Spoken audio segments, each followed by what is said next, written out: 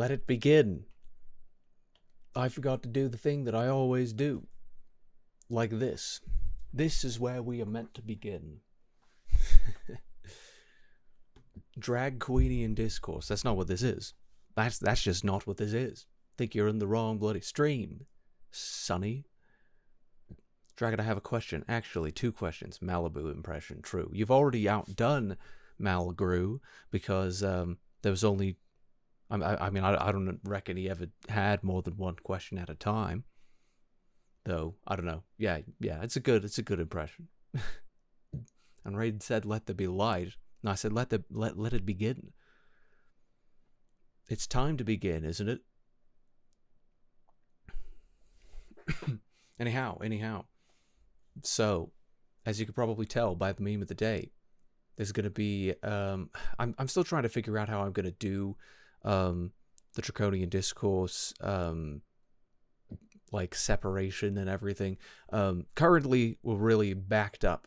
We're really backed up in the process of figuring out,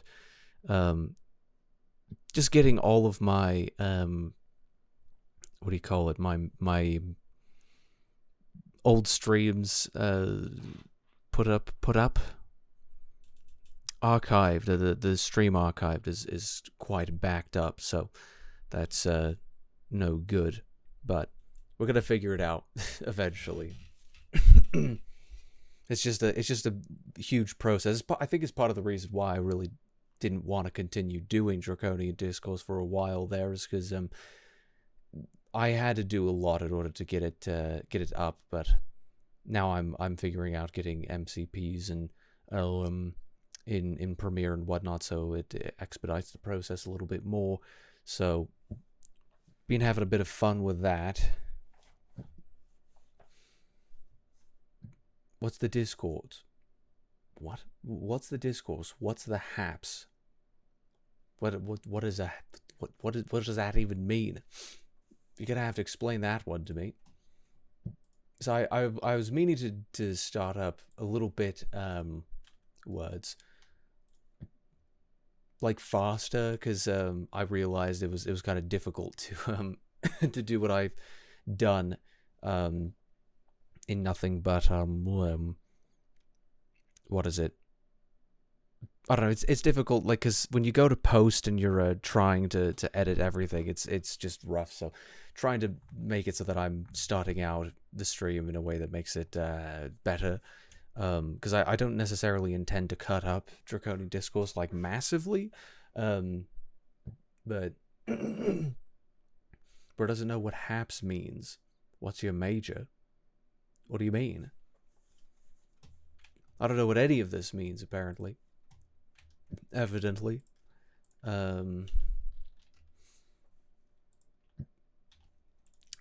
Anyhow, may as well get into it. So, I'm not certain where exactly I'd like to start out. Because if I didn't find the Steam the Steam review, then I wouldn't have necessarily been doing this. But alas, I found the Steam review, so we're just gonna go here. Gonna start out here. I don't know what's wrong with my trachea. There's like actually just an issue where it's just constantly phlegming up. Don't like it. It's not good. There we go. It's not good. Let's go with that. So this is in the wake of Anthropic joining the Blender Development Fund as a corporate sponsor. So they did a whole blog post here, and this is by Francesco Cidi. I'm assuming that's how you say his name. He may have said his name in his talk, but I missed his talk because do I want to tell the story? Maybe I'll tell the story. So I was there, and I found one bloke who I was speaking to because I thought his art was cool, but I didn't have time to speak with him the previous night. So we ended up. Oh, sorry. For a context, this was at the Blender conference in Austin, Texas. so I was talking to this bloke. I liked his art, but I wanted to speak to him more about it, and so I had time in between talks, and so I ended up going over and talking to him. And as I was talking to him, I just inadvertently ended up in the middle of all the Goo Blender people, and I was just kind of engrossed in that, and so I went to continue speaking to them as they went inside into the break room area. And so they had like this third room that was kind of a break room, like a break from the rest of the chaos of the event, like that kind of a room.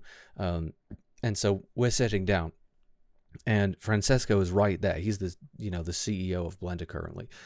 He's about to go and give his talk, and he's like, I don't know, he's finalizing something. He's getting his stuff together, and we sit down. And the bloke that I was speaking to, as we're sitting down, he says, "So we all prefer Maya, right?"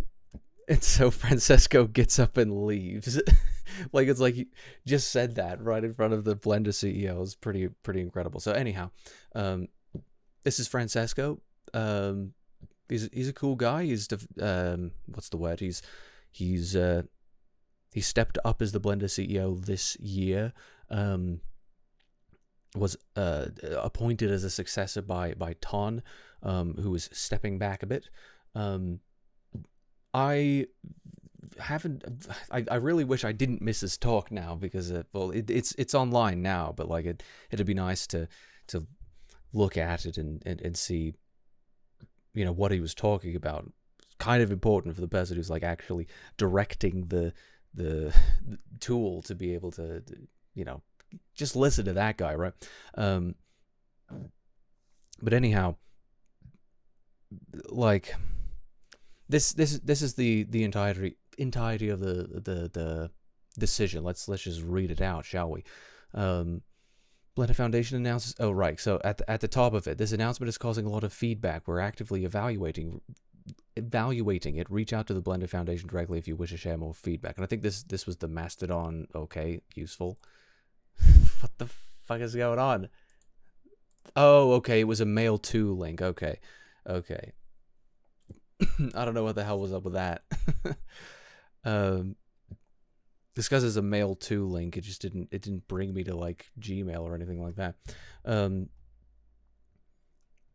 yeah, Blender Foundation announces that Anthropic is joining the Blender Development Fund as a corporate patron. This support will be dedicated towards Blender core development to maintain and continuously improve foundational features like the Blender Python API, which enables developers and artists alike to extend and improve the software for custom workflows. In these uncertain and divisive times, we appreciate Anthropic offering support to the Blender project in the form of a patron-level membership. This enables the Blender team to keep pursuing projects independently and to focus on building tools for artists and creators. That was Francesco City. Every time I say it, I've got to not know if I said it properly. Blender Foundation's mission remains to empower artists with free/open source technology and tools, yet we also maintain APIs for individuals and corporations to extend Blender and also beyond what's aligned with Blender's mission. We consider this part of the software freedom that's embodied with Blender's new GPL license. For information about our funding policy, more information about our funding policy is available here. Anthropic is an AI research and development company that creates reliable, interpretable, and steerable AI systems. Anthropic's flagship product is Claude, a large language model trusted by millions of users worldwide. Learn more about Anthropic and Claude at anthropic.com. So, it's kind of interesting they put about Blender right in that. But, so this is a bit of a shitstorm, and okay, so I want to understand. I want to get into the ethics of it far deeper than many people are willing to. And I'm not talking about the pro AI people necessarily. I spoke to to Andrew Price at Beacon about ethics, not to to tell him off or anything like that, but because what was it? Because I think it's hard to get your point across when what you're trying to do is go from saying like understanding that to many people AI is just the one ring and that nobody should touch it. It's, you know, it's what's the word? It's illogical, or not illogical. It's immoral, unethical just to touch the tool in and of itself. To use the tool is unethical, and you know, it's gonna break things. It's gonna, well, it's not necessarily what it does, it's what it is. I suppose that's a lot of people's issue. Because, like, I don't know, people just are not happy about AI existing, like, inherently. It's it's very irrational, and I was trying to say to Andrew, because, you know, he's a professional and he's not exactly interested in the ethical conversation, or the philosophical conversation, because it's like, well, you know, we've all got work to do. That's the main deal here. But I found it very interesting. Like, talking to him about this was a lot easier because, like, you know, I recommended him a video that talks about, you know, there actually is an ethical AI position for AI, and not just like, you know, people are already not very perceptive. They're not very friendly towards the idea of AI, especially when it's sort of encoded with all of this, like, AI bro speak. It's interesting, like, many of the people just who were speaking at the conference, people who were you know, people who didn't have nothing to lose. Like this is one of the points that he had made here, was that, you know, I say this as someone with a lot to lose, but he was actually talking about generative AI and not LLMs. Many of the people making arguments against LLMs, like, there's about generative AI, there's this there's the art theft argument, but, like, LLMs really, I don't even think you could say that it's the same. I don't know, it's very interesting to see sort of the way that people struggle with this topic. But from Blender Guru to Slop Guru, should everyone now cancel their Polygon subscriptions because AI can just do it? Hopefully the AI companies are paying you well. And he had done another comment that was effectively just the same drivel. And I said, why didn't you come to BCon and say this to his face? He literally addressed this point in his talk. There was a whole panel on the topic and tons of one-on-one conversations. This irrational screeching is the precise reason your ethical qualms fall on deaf ears. So it's like, there's nothing but screeching, nothing but irrational, like, screaming and crying constantly about it. There's nobody who's actually trying to make an ethical case. They just invoke ethics, and because they've invoked ethics, they reckon that it's perfectly fine for them to just, you know, move on. Like, it's like, I'm correct now because I've invoked ethics. It's like, okay, but you have an entire philosophical schema that you haven't actually laid out. There's no there's no, what is the bloody word? What's the philosophy word? There's no, what, a syllogism? Is that what I'm thinking of? There's just not an argument that is being made where you've got all of these premises, they're sound premises, and then you've got the conclusion from the premises. Like, you're not trying to make an argument, you're just virtue signaling. Like, that's it. This is not going to help anybody navigate this type of complex issue, just screeching about it constantly.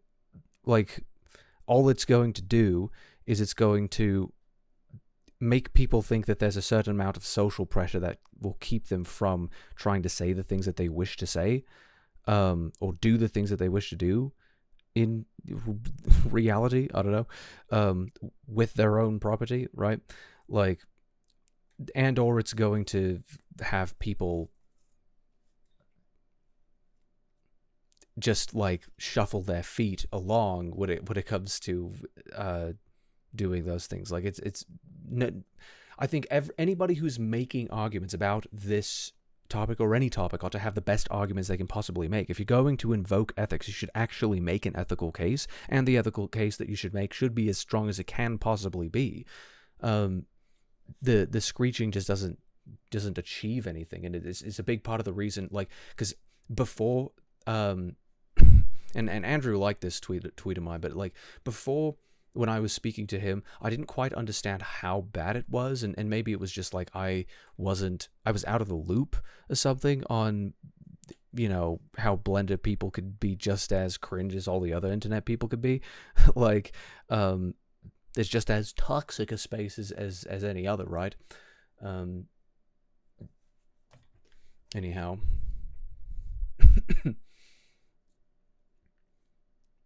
Francisco City. Yes, that's his name. Let's go with that. What is Goo Blender?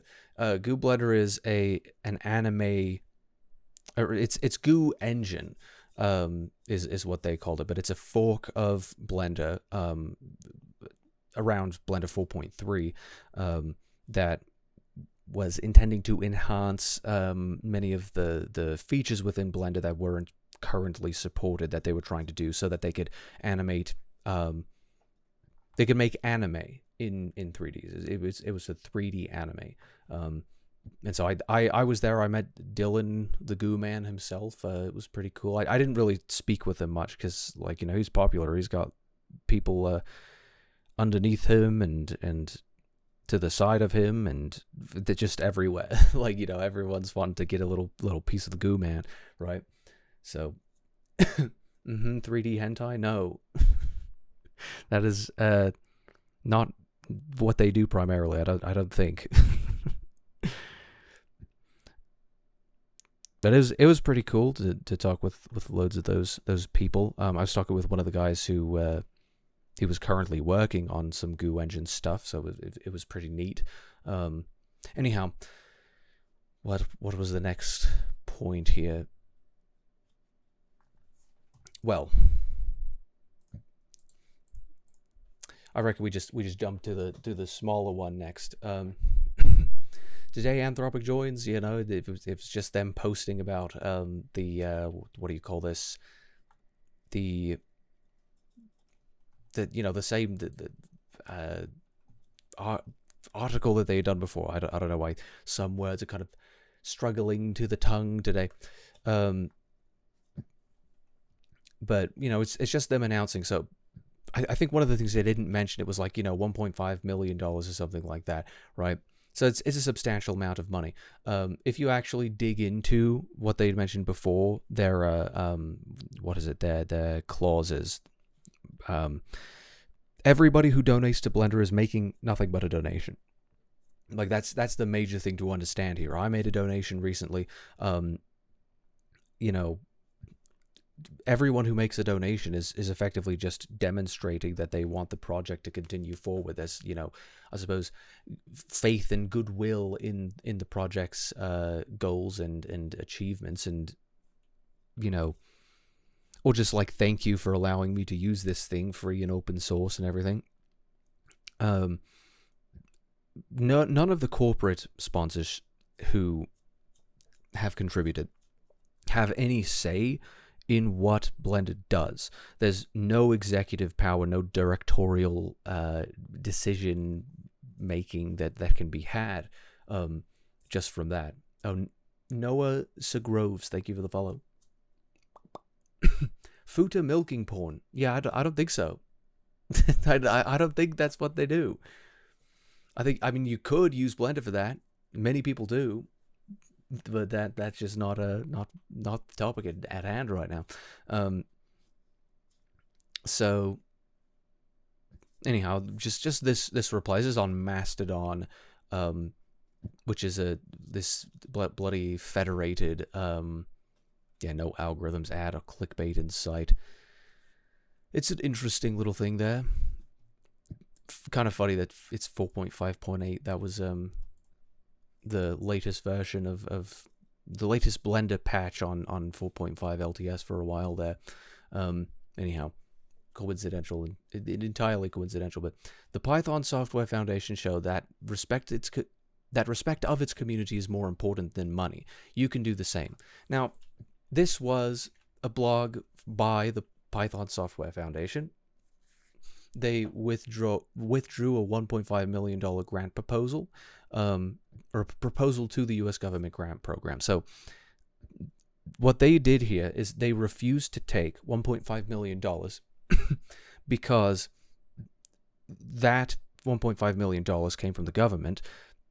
It came with many strings attached. There were contractual obligations that they were going to be required to fulfill if they took that money.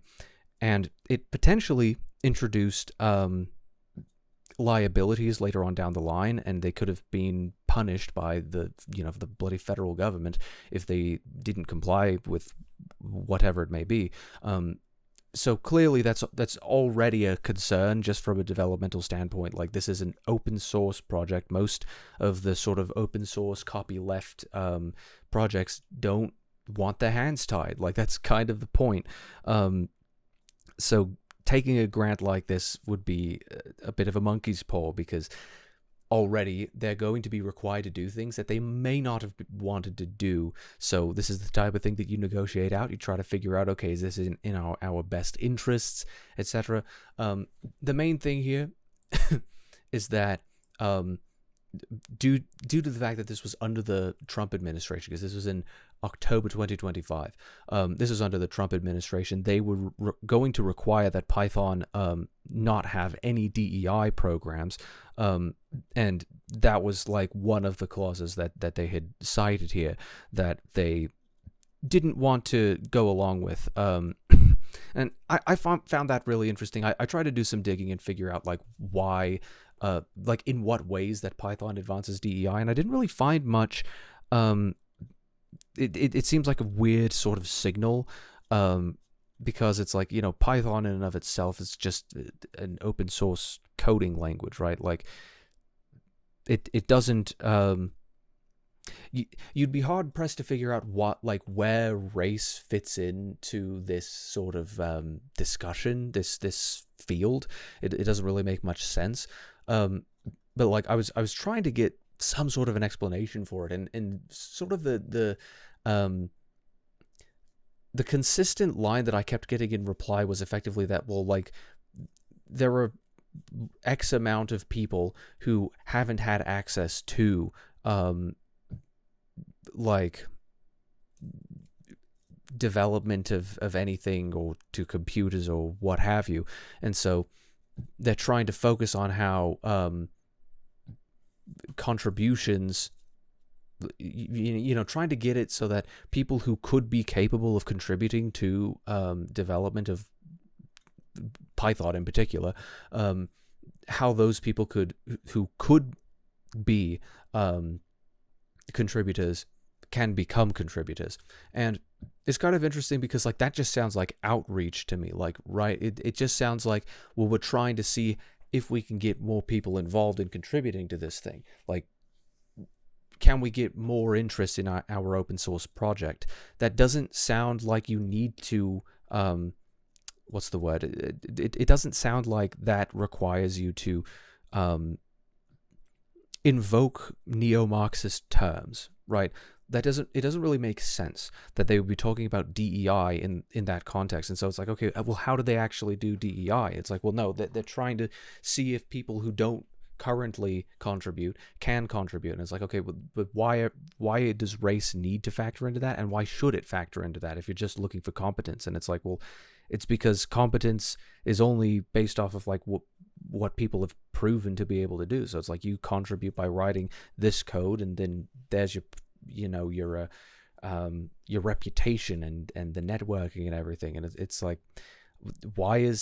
how the hell does this even help you do things faster? Like, it doesn't really make any sense, because like, there's nothing that should require you to look at, I mean, and loads of contribution classically and just for forever, contribution has been like anonymous.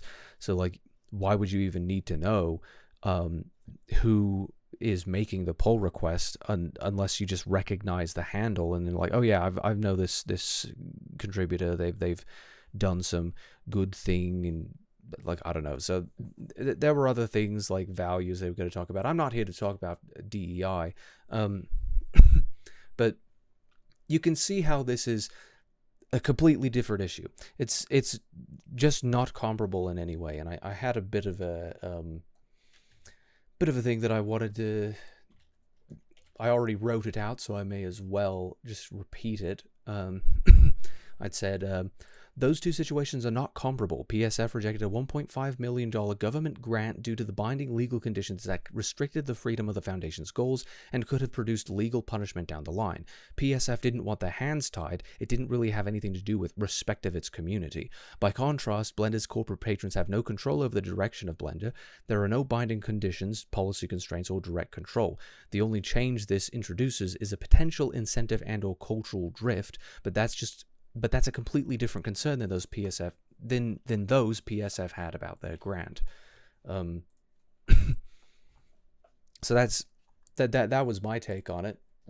I wrote that before scrolling down and seeing that Francesco had effectively said the same thing. And I mean, this is just good stuff, right? I was very impressed by that move, which shows that the project is not willing to compromise its mission. Blender Dev Fund agreements are a donation and do not come with requirements as a US government grant program. However, it also looks like PSF received $1.5 million donation from Anthropic earlier this year. And there it is. Like, it's the exact same amount of money. It's the exact same company. So it really does make you wonder, like, how the hell this is supposed to make like a difference in what's being evaluated here. Like, just doesn't really seem to add up, because it's like you're saying Blender is bad for accepting the evil money from the evil people, but Python is good because they didn't take the money from the Trump administration, which, if anything, like let's be real about this, taking money from any government would be altogether worse than taking money from any private corporation. Like, the government's existence, the existence of the state necessitates force. Like, it's a coercive entity. It's baked into its existence. So any of the money that you would be getting from them is coerced income, right? Like, that's not like I think someone had said it's dirty AI bro money, dirty unethical AI bro money, and they shouldn't touch it. It's like, okay, but like, what about dirty unethical, global elite Epstein fucking money, right? Like, what about that? Like, does that not compute? But like, I don't know, people are going to talk about that when it comes to like refusing to accept a government grant. Because like, what I find kind of interesting is that, okay, we're going to get into that. We're definitely going to get into that. I want my hands tied. Pansexual pride. Listen, okay. Nothing. I've got nothing. Global elite Epstein money. Yep. That's about all I have to say about that, right? This one made me laugh out fucking loud, because it's like, he's actually serious. Like, I know he's serious about this, but it's so foolish that it's hard to even believe. I had no idea Python took their money too. Guess I'll stop using Python as well. Thanks for the info. It's like, how long until you're just going to run out of absolutely every single technology that exists? Like, I'm pretty sure that GPUs have been machine assisted, like utilizing LLMs for a long time. Like, the development thereof. I mean, like, you can't create a GPU from scratch. It's not easy. It's not an easy thing to do at all. Like, you need a remarkable amount of compute power just to be able to emulate the GPU before you create it. Like, that's part of how they even do this shite. Same thing goes for CPUs. They use the machines to create the machines. Like, it's not bloody easy to do, and I'm pretty certain that they've been using LLMs to do it for longer than like the term LLM existed necessarily. Maybe they weren't LLMs technically, but like, they've used machines to build machines and to build tools and all of this shite for a really long time. So it's bizarre to me why anybody would have a problem with these systems. In the same sense that you can have your computer, you know, you've got a thing that you need to do, right? So you go on your computer, and your computer is dumb. It doesn't know anything. All it can do is it can crunch numbers, right? That's why it's called a computer, is because it computes. So you go in and you figure out, okay, based on my understanding of the kernel and the instruction set and all of this stuff, I can build a program so that my computer can run it, and then it'll do that task that I designed it to do, and I won't have to worry about doing it manually anymore because the computer can do it. Like, say it's like double ledger bookkeeping or something like that, right? Like, that has existed for a really long time. Like, it's probably existed going back to the back to ancient Mesopotamia. Like, they've been effectively using spreadsheets in their commerce, right? So it's a pretty big deal to be able to not have to do that with pen and paper, or worse, you know, like in cuneiform form, like gouging it into stone all day, right? That takes a lot of effort, let alone the effort to actually know what the numbers mean and what to do with them and how to calculate them. Like, that's a lot of work, and obviously people had to know that in order to be able to create a machine that could do that. But people still know how to do those things, and you know, if we got that what is it, that solar flare that causes an EMP, just an electromagnetic storm to bombard the earth, and we would lose like practically everything that's digital currently. We'd have to start from scratch. So it's like, you know, none of that's good, but it would be difficult regardless, because you don't have the ability to outsource information onto like any other physical medium, right? Like, this is an issue that happened in my my home world, but I suppose we won't get to that. Like, simply put, a pre-technological society is pretty fucking difficult. And I suppose I'm talking more about, like, you know, advanced technologies where you begin to actually have abstraction outsourced to technology. That's when you get machines. It's not just like what do you call it? A simple machine where you're using like the laws of physics effectively to be able to get leverage over things so that you can do things easier in that way. Inherently, like, you have to take it down to first principles, right? Like, all technology all technology is a means by which man uses to to achieve his ends more efficiently. That's all that technology is. It's an implementation of what is it called? Of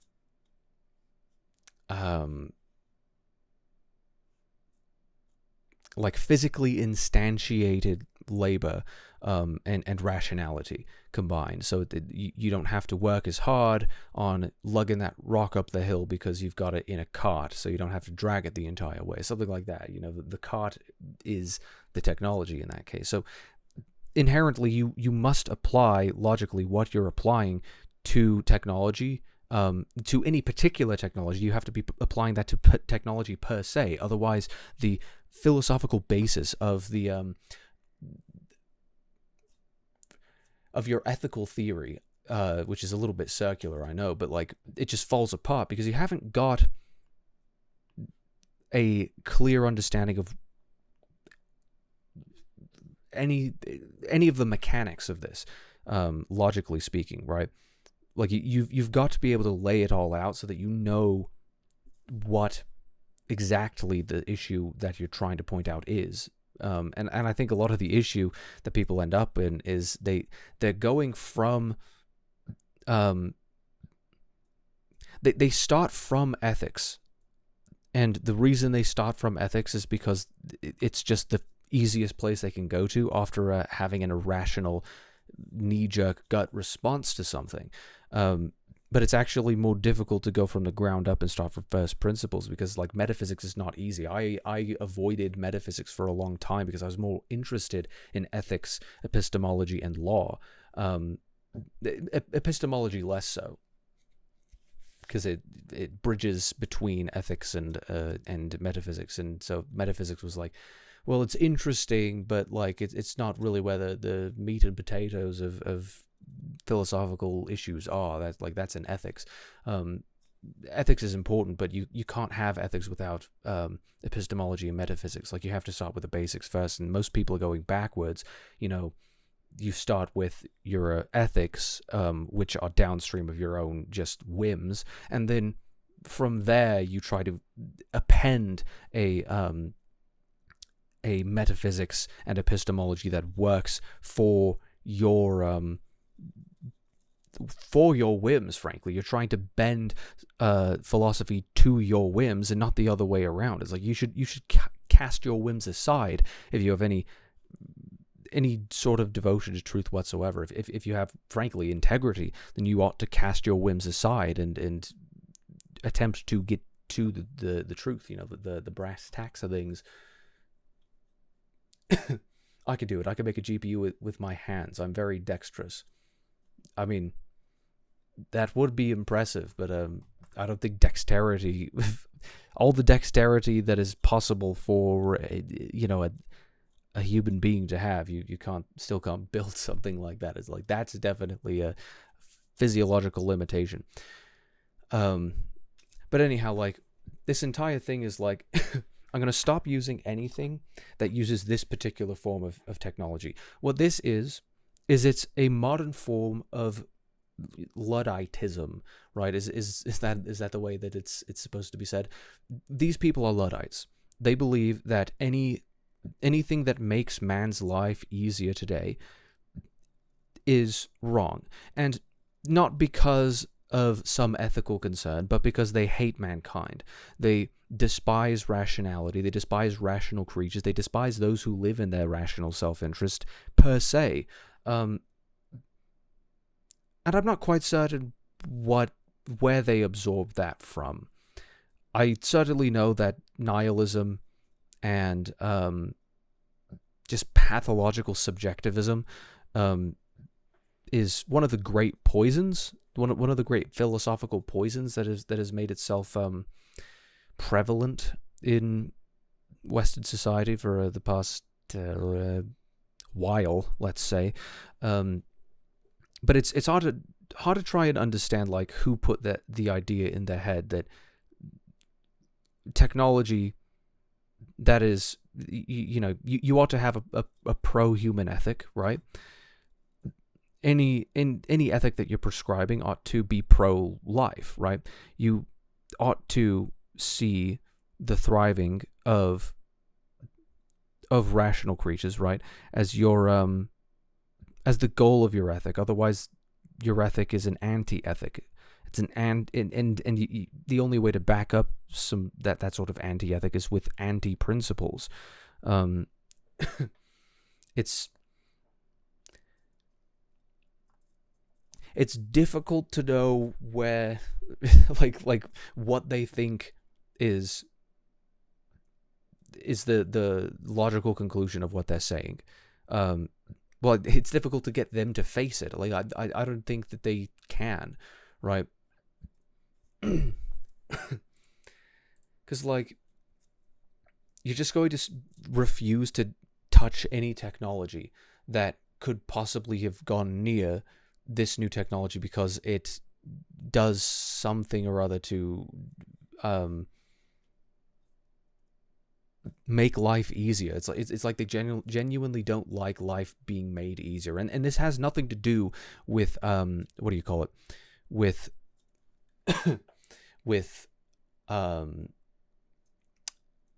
intellectual property theft, or with I suppose it's relevant,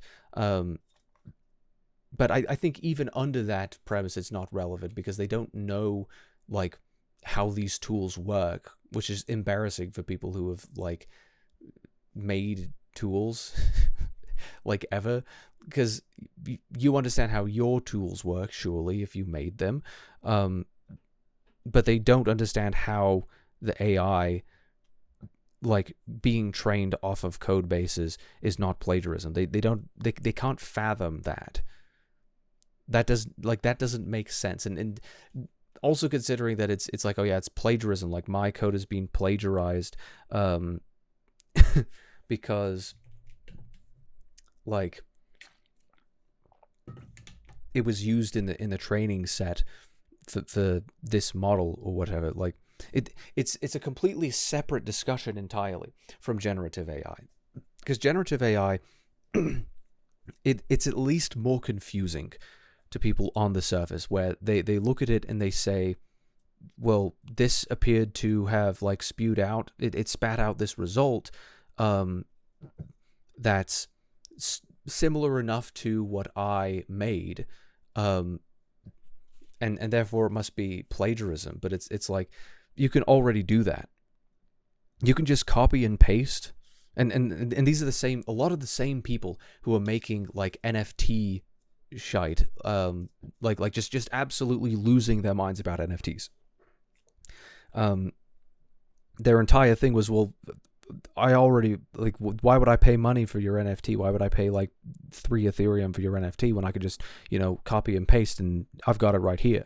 Like, they didn't think that was theft, but they think something that does not copy and paste, like by definition, it's effectively doing what humans do and abstracting what, a certain amount of elements of what it's being prompted to do, and then, in a hyper advanced, like, well, I don't know if hyper advanced, it's quite primitive in comparison to what could theoretically exist in the future, but like, or it's quite primitive in comparison to human abstraction, for example, especially on the higher end of the IQ spectrum.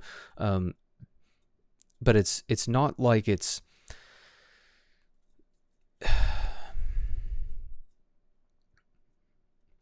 doing what people do, and it's abstracting to a lesser degree, and then going through this advanced input output. It's just a very advanced input output machine, and that's all that code has ever been, is just an input output machine. This is just more advanced than it has ever been. Like, no code has ever been able to input output like this before, right? But LLMs have existed for a long time, and people weren't necessarily upset when they had like these absolutely slow like bots. Like, there wasn't much that you could do about it, but like I don't know, you're upset if you're on like PayPal or whatever and you're trying to get support, and the support is a bot, and the bot is just not intelligent, like, that was frustrating. But it was frustrating because it was bad. But it's odd that now that it's actually useful, people want to destroy it. And every single ethical argument that they make is a contradiction. Like, it really doesn't make sense. Anyway, thank you for taking time to respond to individual comments. I understand the context between the two is different in that in theory donations to the blended dev fund come with no strings attached. It's interesting that he says in theory. It's like, no, like, de jure, like, that is what the agreement is. Like, it's not to say that like there's not some kind of a incentive or a cultural shift that is potentially downstream of this, but like, de jure, there are no strings attached. That's final. Like, it's not in theory, it's de jure, which is different. They took our jobs. Abstracting, bro. Think this, the Amazing Digital Circus. Is this just another show that's absolutely ruined any given like terminology? It's a psychological term. It's a phenomenological term. Like why I can't use it anymore without referencing the bloody show I haven't seen. Filthy Maya animator show. Is because the AI will take over the world. Skynet. Well, that's the funny thing, is that like AI does not have will currently. Like it's I don't even know how you would necessarily get to that point. Goodness. From the PSF statement explaining the withdrawal from the US government grant program. In the end, however, the PSF simply can't agree to a statement that won't operate any programs that advance or promote diversity, equity, and inclusion, as it would be a betrayal of our mission and our community. The PSF's refusal to betray that community is the point I wanted to make here. It is difficult to imaging. Very, very well written here. Imagine a sponsor whose values are more in opposition to those of the Blender community of creators and artists than Anthropic. So, what I find interesting about this is that I think most of the people, and Andrew Price also has made this observation, I think most of the people who are making this kind of a point, that this is out of sync with the community doesn't agree, I think most of those people have kind of committing the sin of trying to speak for everybody else. It's just like, am I not part of the community? Because this statement does not speak for me. Like, I think the Blender... I think more people joining the Blender Development Fund is a good thing, believe it or not. They have the ability to do more with those funds. Like, this is not bad, just inherently. And beyond that, having a model context protocol, all that really does is make it easier for people to be able to automate things without having to learn code. And inevitably, these people have to revert to this absolute batshit position that every single artist on Earth, every single artist who uses Blender, let's say, in this particular instance, they all want to be developers. Every single one of them wants to learn Python. Every single one of them needs to know the, they need to know the BPY library. They need to know it for the exact version of Blender they're on. And they need to be able to write scripts in it so that they can execute, after bug fixing and all of that, and do exactly what they need to do, and spend all of the time required to learn how to do all of those things. And they should be able to do that on their own without consulting any sort of AI tools whatsoever.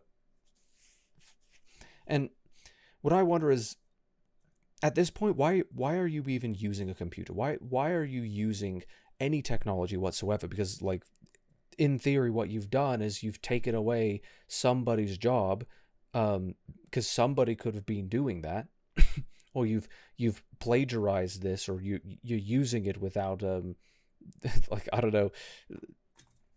There's got to be someone who did like an open source tool who didn't do a patent or whatever, who isn't getting paid to do it. It's like there's no consistent ethical framework here, and it's frustrating because, like, all you end up getting, like in this case, is it's like the Blender community of creators and artists. Like, I think you're in an echo chamber. I think the vocal people don't like AI in general. But I think the people who don't like AI and have refused to interface with it, they're missing out on what they could have. And what is what they could have? A quicker workflow, greater optimization, so that the technology doesn't get in your way. Like, imagine every single time you sit down to work on something, the tool begins to fight with you. Like, that's one way of thinking of it. It's more like, here's this incredibly complex tool. I would rather it be, a little more user-friendly. Well, now the tool can talk to me and tell me how it ought to be used. It can also guide me through this type of thing. And so many people, like, there's all of these concerns that just they get like thrown out of nowhere, but they're not logically connected at all. It's just pivoting. It's just jumping from one lily pad of irrationality to another, because it's like, well, people could lose this. Like, you don't want people to lose their ability to do these things. It's like, I understand like the strategic implication that they're invoking there, as Andrew Price said, never automate any skill that you do not wish to lose, and that's fair enough. But there's plenty of skills that people are not interested in learning whatsoever. And now there is technology that allows you to be able to benefit from utilizing those tools without being required to learn it all before just to begin. You know, you don't have an entire mountain of knowledge to climb in order to be able to use this. All you've got is a like you've got a gondola that goes all the way up, and everybody's just upset that there's a gondola, and they want to destroy it, and they don't want to kill the people who constructed it and planned it and invested and put it up. And it's like, the only reason that you would want this to happen is because you hate that other people might be able to do things easier now. And like, this isn't the art thing, right? It's not about art. It's not about, like, you know, you don't know how to pick up a pencil and paper and you can just like tell a computer to hallucinate for you. It's not even that. It's literally just, I can know, logically speaking, exactly what I wish a program to do, but not know how to communicate to the like, you know, I don't know how to talk to the computer, right? I don't know how to tell it to do precisely what I'm trying to do. Like, that has been how working with computer systems has been for a really long time for most people. It's like, I know you can do this with this. I mean, there's just limitless possibilities of what you could do with this technology, but I don't know how. And so, you know, YouTube tutorials existed for forever and still exist, and there's all of these different resources, but like, it just doesn't make sense to me why people would be upset that it's easier. And people saying like, well, if you don't know what your code does, or you don't know how to code, you couldn't code without this. And it's like, I understand that there are concerns with that, but I don't think that those concerns actually make it unethical to do. It's in the exact same sense as somebody choosing to utilize comparative advantage. Is like, if I've got a business and I don't want to be an accountant, I want to run the business and not just like worry about all the funding and whatnot, you know, taxes, all that shite. Like, I hire an accountant and the accountant takes care of it for me. It's like, oh, but you could have been that accountant. Like, why would you want to outsource that skill to somebody else? Like, why don't you do it? And logically speaking, what you're going to end up with, if you follow that line to its to its furthest extent, is you've got a bloody what is it?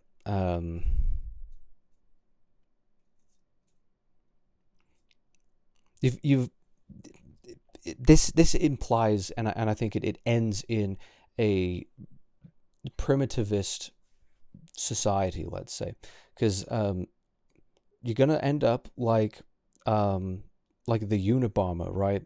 You're gonna be in a forest in a shack, like going off of nothing but the skills that you've retained from what you've learned in your life, and that's it, and that's all you get. Because if you build something, it must be immediately destroyed due to the technology. Like It's worse than that, because like any amount of technology is just being regarded is what's being attacked here. Because like it's just kind of funny. I've built a program, like let's say with Blender, I've built a program that allows me to create a 3D model and then put a simulated camera into a three-dimensional scene. This is all completely just conceptual, logical. It's just in a digital realm, right? It's not real. It's not physical. And I can rotate the camera around this character, and then I can make that character pose, and then I can have them pose over time. And then I can, bounce a bunch of lights in this simulated environment, with tons of compute power, and then after however much time, like, wham, I've got an animation. And it's like, why didn't you just like do it in in real life? Why didn't you do it in stop motion? Why didn't you build a clay model? Why didn't you animate it in 2D and traditional, like? And I feel like you could do the exact same thing going all the way down, where it's like, oh, you could have just like told the story, right? Like, why did you animate it?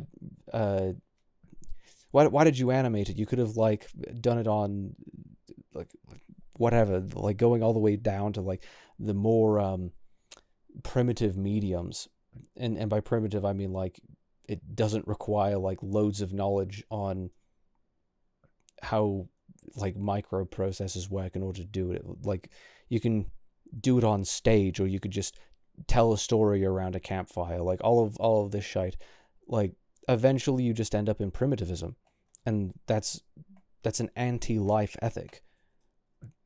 Technology per se ought to be regarded as the means by which man can achieve his ends better, more efficiently. So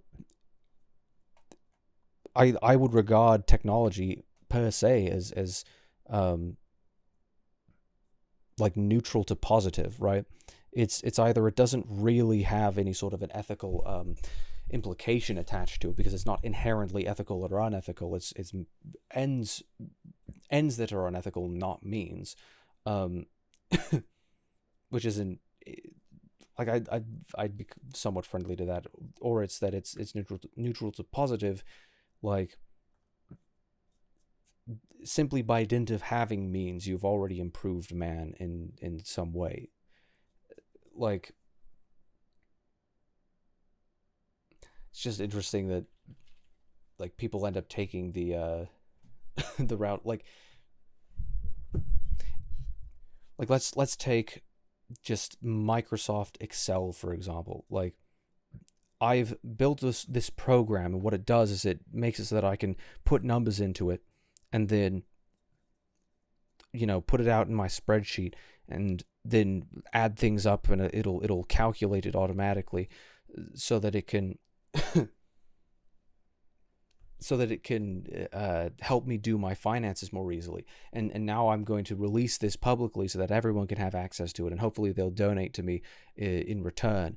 I've created this, or maybe I'm putting it out as a product, right? Whatever it is, like, people would look at that and be like, well, it's bad that you've done that, because now, like, you don't now it's easier for you to manage your finances, or something like that. Like I need to understand like what the actual argument is here, because it's not making sense. What if Epstein joined the fund? He's dead. It's kind of hard to do that. People don't like it because AI bad. Don't you understand? AI bad. That's kind of what it is. Like, one of the things I was thinking about yesterday was, I reckon it's literally that the conclusion is the premise. Like, AI is bad because AI is bad. So you've got, like, I think you call that a tautology, but not actually. I don't know. I don't know what you call it. It's circular logic. Let's call it that. Unabomber mentioned. Let's not mention the Unabomber again. What if I created a robot that throws acid on people? Well, then that would be aggression. That would, you know, you've created the rights violating machine. like like its entire purpose is to go out there and murder you. Well, okay, I suppose there could be situations where it wouldn't be aggression. Like if you had it patrol your property, I suppose that'd be fine. Though many people think that that's not the case for some reason. Like you can't protect property with lethality, which is kind of ridiculous. Actually, there's a great little Ayn Rand quote on that. I had replied to this recently. This one. The modern mystics of muscle who offer you the fraudulent alternative of human rights versus property rights, as if one could exist without the other, are making a last grotesque attempt to revive the doctrine of soul versus body. Only a ghost can exist without material property. Only a slave can work with no right to the product of his effort. The doctrine that human rights are superior to property rights simply means that some human beings have the right to make property out of others. Since the competent have nothing to gain from the incompetent, it means that the right of the incompetent is to own their betters and to use them as productive cattle. Whoever regards this as human and right has no right to the title of human. It's like, isn't that just bloody poetry? It's beautiful. And I had said, Galt's speech never ceases to hit every single mark. It's good, and it's kind of funny because like I'm into Ayn Rand for her philosophy and not for her fiction. Though I'm trying to get into it. Well, it's on the list. I've got too many things to explore in terms of fiction. So anyhow, let's get to the meat and potatoes here. This will be the one that's fun, I suppose. So, as far as I'm aware, people have been review bombing Blender's Steam page, and I don't think it's had much of an impact. It's still overwhelmingly positive, and it's hard to not be overwhelmingly positive when you've got a free and open source DCC that does everything and more than other DCCs do, and for free. Like that's the main thing. It's free, open source. It's all out there. You can just use it. Hi, this review is about the Anthropic donation. This is an interesting thing to start out a review for the platform, or for the application for. Well, she'll get into it. This is mostly to explain whatever the fuck is happening in a sensible manner with a few of my own thoughts and feelings. If you're curious about how I feel about the software, I think Blender is very good, although I'm not as average with 3D stuff as I am 2D stuff. How can you be not as average? Does that mean you're better or worse? Like that's not a clear way to communicate that. I think Blender is very good. It's interesting. It's like I'm not as good at 3D as I am with 2D. 48.3 hours on record. You'd think that that's like, you know, a decent amount. It's like yeah, that's a decent amount. That's not nothing. Get absolutely fucked. Get absolutely fucked. And this is actually a decent thing, a decently common thing that you see with these Steam reviews. You would reckon that the people leaving these reviews would have a thing or two to show for it in terms of like literally hours spent. And it's like, no, they spend a fraction of the time. Like I spend more time in a week on Blender than you've spent in your entire Blender bloody career. So we'll see who exactly has a thing or two to say about this, I suppose. It's not necessarily to say that the opinion is invalid because they don't know the tool as well as I do, but it certainly is to say that, like, you've got a whole lot less invested. You've got a whole lot less riding on the success of this project, and yet you're offended on the behalf of all of this community when really, when you look at it, you're not part of this community in a sense. Like, how many hours have you got? 48.3. It's really not that much. How invested are you really in this? It's like, okay, well, she had said, you know, not as prominent on the 3D end as the 2D end. That's fair enough. That makes me makes me wonder if you've got more of a bone to pick with this for other reasons than actually wanting the tool to be good and to because I don't know, the entire idea of a tool is that you wanted to take care of all of these problems, and all of these problems can be abstracted out to somebody else who's already thought of how logically to make this happen in this computer program in particular. You wanted to just be able to do what you wish it to do without it breaking, without loads of tedious tasks ahead of you. You know, particularly something that is used to create. You just want to create. And you want your tool to be as streamlined and seamless as it can possibly be in order to assist you in creation. Why is it bad that now through a through like a mutual effort there is an MCP built into Blender that they're launching in, I think they're launching it 5.2. I don't know when they're launching it. I use a third-party one. I've been using a third-party one for a while. It's pretty incredible.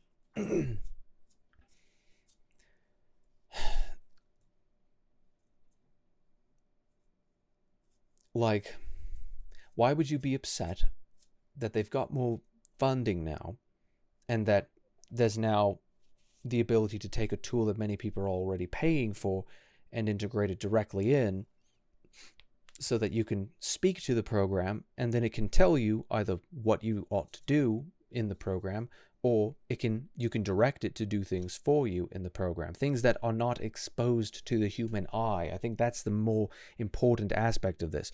Or things that, if a human were to do it, would take like 10 fucking years to actually achieve. That's the main thing that people use code for in the first place. The entire reason that people make tools, like an add-on for Blender. I've made a couple add-ons. I want to make some videos showing off the add-ons that I've made. Like I've got an add-on that makes it so that you can just instantly play Blast, and it'll output to video, and it'll, you know, basically a one-click solution for doing that. Before like vibe coding or what have you, you would have had to go out of your way to either create that yourself, you know, realize what the problem is, realize how it ought to be achieved in this version of Blender, in this version of Python, with all of the necessary understanding of those libraries in order to code this solution. Most people put it up for you know, open source because they want other people to have the ability to contribute to it so that, you know, that project ends up going somewhere, right? So that it becomes more useful. But you end up with like people who say, well, this isn't good. It's bad that you've created this tool because now I need to other people have the option not to do fucking like tedious shite. It's like, well, now I'm gonna forget how to go and you know, manually type in what I want the play blast to be called, and to to output it to a PNG sequence, and then have that PNG sequence be a video, or, you know, output it to MP4 already, or like, or you'd have to like set the render settings every single time, right?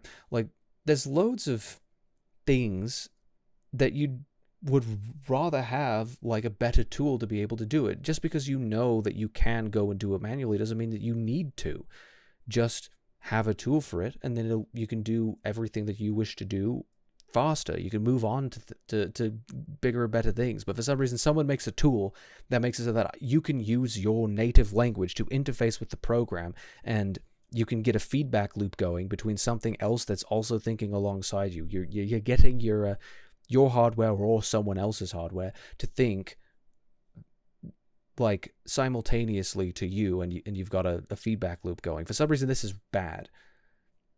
Like, I still am not getting the the point here.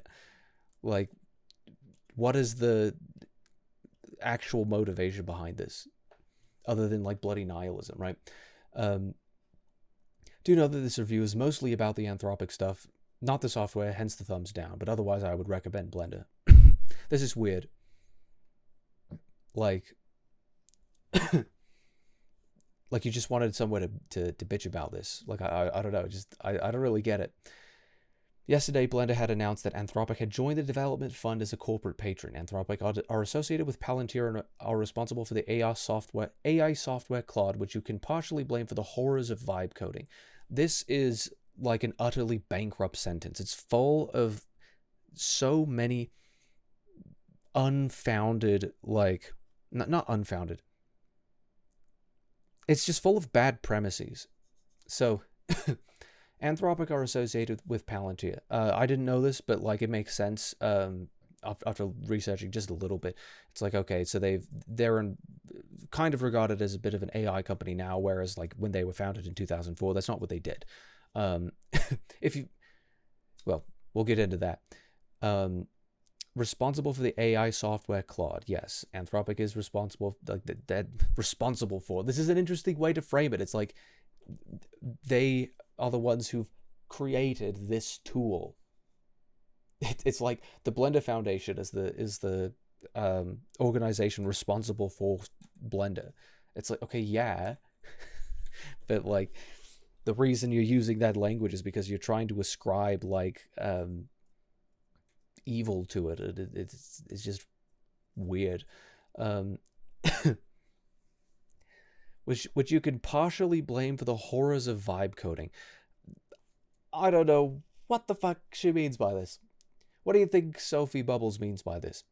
Because, like, what's so horrific about vibe coding? What's horrific? Like, there's nothing that's so horrific about it. Like, this isn't even making an ethical point. Like, the only point that's being made here is that it's scary. But that's a conclusion. But she's using it as a premise in this argument. It's like, this is just nonsense. Like, if I were to try to steelman this, is it like, is what is horrible about this the plagiarism argument? Is what is horrible about this the losing of skills argument? Is what is horrible about this the potential? I don't even know if anyone's complained about this, but like I have an open source repository and I run this this software's development, and people are coming in with massive code base changes and doing pull requests, and it's just clearly been done by an AI, and it's not competent. Like, it's not good contribution. There's more contributions are great, but it's not good contributions. Like, or perhaps that it's an insult to me as somebody with bloody PhD in computer science or something like that, that people are trying to do pull requests of these massive bloody these changes, and they don't understand the code base. They don't understand the coding language. It's just a computer doing little things that mostly just mess up what it is and not well, okay, this is a tangent, but like, it is interesting, like, to most people, when they see a tool, it's a means to an end. I mean, that's actually a good psychological definition of a tool. It's a good phenomenological definition of a tool. Like, that's what a tool is. It's a means to an end, right?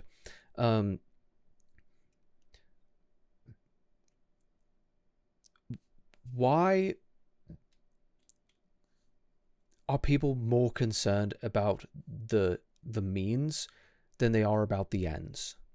That's kind of the interesting thing, because the end is to make it easier for and more efficient for people to be able to work on this thing, right? Why would people be upset that these tools exist and not be more opposed to what they're being used for in an incorrect way? or in a morally incorrect way, I should say. Like, the issue that is being stated here is that it's bad that it exists, not that it's bad what it's being used for. So why is it bad that it exists? That's the premise. The premise this entire argument hinges on, that is just not being addressed whatsoever. It's I don't even reckon Sophie's even thought about this. It's kind of odd. So would it be morally permissible to kill someone for any kind of stealing they do from you? If they're currently in the process of it, yes. But it has to be proportional. So if somebody steals from me, I don't get to go over and just kill them, right? What is required is for me to there are many things that I could do, but like, there are things that I can now force them to do that they don't consent to, because they already violated my consent by stealing from me. So I can steal my stuff back from them, and I think I could do that at gunpoint. Like, I think that'd be morally permissible, but it's not inherently morally permissible to just kill somebody after they've no longer presented a direct threat. I think that's pretty Rothbardian. So do with that what you will. I'm not quite certain on that one, though. Yeah, I don't know what the horrors of vibe coding are. Like, what are you even referring to? What is so horrific about it? What is so horrific about the ability to talk to a computer and then have the computer do the thing that you wish it to do? What is so horrific about that? Like, we're not even at the point where we've got Neuralink, and then Neuralink is bridging to an MCP, or to an LLM, and then you're communicating with that LLM as a bridge to be able to interact with your computer without even having any peripherals. It just like kind of appears in your imagination or whatever the hell, something like that, right? We're not at that point. We're not at the point where all peripherals are gone and we're playing games by, like it's just weird. Like, we're not at that point. And the transhumanists would love that anyway. So like, I don't know what the concern is with that, like, at all. What's so horrific? Like, I think I'd have to dig into loads of incredibly foolish blue sky opinions in order to figure out what is so horrific about it. Like, and most of it is just going to be puritanical, I should say. Pearl clutching about a tool existing. It's like, oh no, technologies, whatever are we going to do? We need to smash the machines. Bloody Luddites and nihilists and primitivists, all of the worst people. AKA. By the way, if you don't know what Palantir is, then all I need to say is it's run by a guy who's in the Epstein files. Does she mean Peter Thiel? Or Thiel, however you say his bloody name? I found this pretty funny. I found this pretty funny because it's like, that's all you need to know. All you need to say is that it's run by a guy in the Epstein files. The entire government is run by people in the Epstein files. Like, everybody in government, the entire global elite is in the Epstein files. Like, what is this point? It's like, well, Blender's taking money from a guy who has a lot of money. And this guy, because he's an elite, he's in the Epstein files. Okay, this is ridiculous, and there are words that I can't say. I was considering not being on TikTok for this, but it's like, why is it at all relevant that this guy is in the Epstein files? Like, no, it's not that it's not relevant. It's that it's not even the first thing that you should think of when you think of Palantir. What you should think of is the fact that, like, I'm surprised that there wasn't more of this going on, where it's like, well, Palantir, like, what you really need to know about Palantir is that they are entrenched in the NSA's surveillance state. Like, they help the NSA spy on the American people, and not just the American people. Like you could, I feel like that's probably the first thing that you should know about Palantir. One of the first things you should know about Palantir is that it's named after bloody the should tell him the truth. What's his name? The evil wizard from Lord of the Rings. Sir, he's in World War II. Sir something. I know he's been knighted by the Queen. I don't remember his name. He's also Count Dooku in Star Wars. The evil wizard, the bloody... I don't know why I'm blanking on this. I know these characters. The evil wizard has a little crystal ball, and he puts his hand over it, and he goes, yes, we're going to visit Gandalf. You know, that... The ball that he uses is called the Palantir. The Palantir. Like, you know, he says that. Like, that's what their company is named after, because the Palantir allows him to, like, see tons of shite that he probably, that it's probably not good that that's in the hands of evil, right? Like, that's what they named the company after. Like, you should probably know that. You should know that they're part of the United States government surveillance state. They assist in immigrations and customs enforcement. Like, they're effectively an arm of the surveillance state. Like, you should probably say that. Like, it would be such a blue sky thing to say.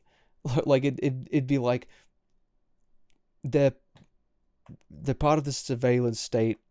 They wouldn't say that on Blue Sky. They'd say they're government informers. They help out ICE. You know, and ICE is evil and Trump bad and all of that. Like, I feel like that'd be a pretty blue sky point to say, but like she doesn't even know that.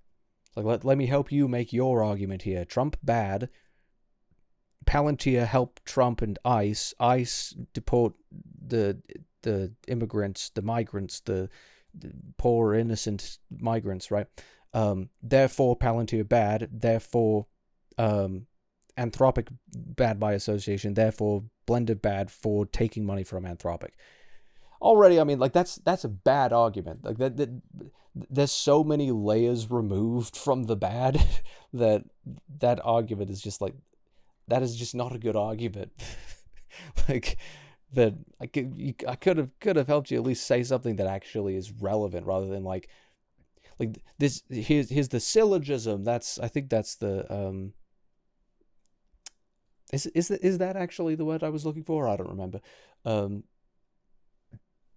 Biden magically summoning 30,000 unnamed Wisconsin to vote for him. Yeah, is using his Biden the Gray. Biden the Gray. He's a great gray wizard.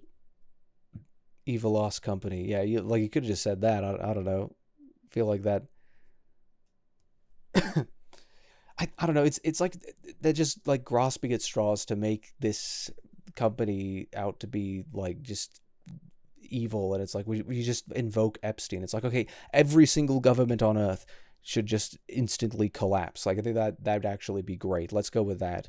Anybody who touched the Epstein, who even got close to being on the Epstein list, just throw them into the pit with not into the pit, it burns. Throw him into the pit with the bloody who is it? The Titans in ancient Greek mythology. Like, throw them in there. put them all in there to be imprisoned for eons, right? I don't know. It's just kind of insane. Because the logical trail here is Peter Thiel is bad because he's on the Epstein list. He's in the Epstein files. Peter Thiel runs Palantir. Palantir is associated with Anthropic. Anthropic gave Blender money. Therefore, I'm upset at Blender. It's like, no, I think you're just grasping at reasons to be upset. Like, you're trying to just like throw shite out there because you're upset. It's like you can't be upset at Blender, and you can't be upset at Anthropic. You also have to say, like, Anthropic is associated with Palantir, who's associated with Peter, who's run by Peter Thiel, and Peter Thiel was associated with Epstein and this elite global pedophile ring. Like, this is actually pretty decent mental gymnastics. It's a non sequitur. It has absolutely nothing to do with this. Because, like, are you going to be upset about AI? Are you going to be upset about Anthropic? Are you going to be upset about Palantir? Are you going to be upset about the things you didn't bring up, like the NSA or Trump or ICE? Are you going to be upset about the surveillance state? And this is the funny thing. I don't think the blue sky people dislike a surveillance state. I think they would love a surveillance state if they were on their side. Like, that's what the blue voters want to do. The blue button pressers, right? This is the big meme that's going on right now.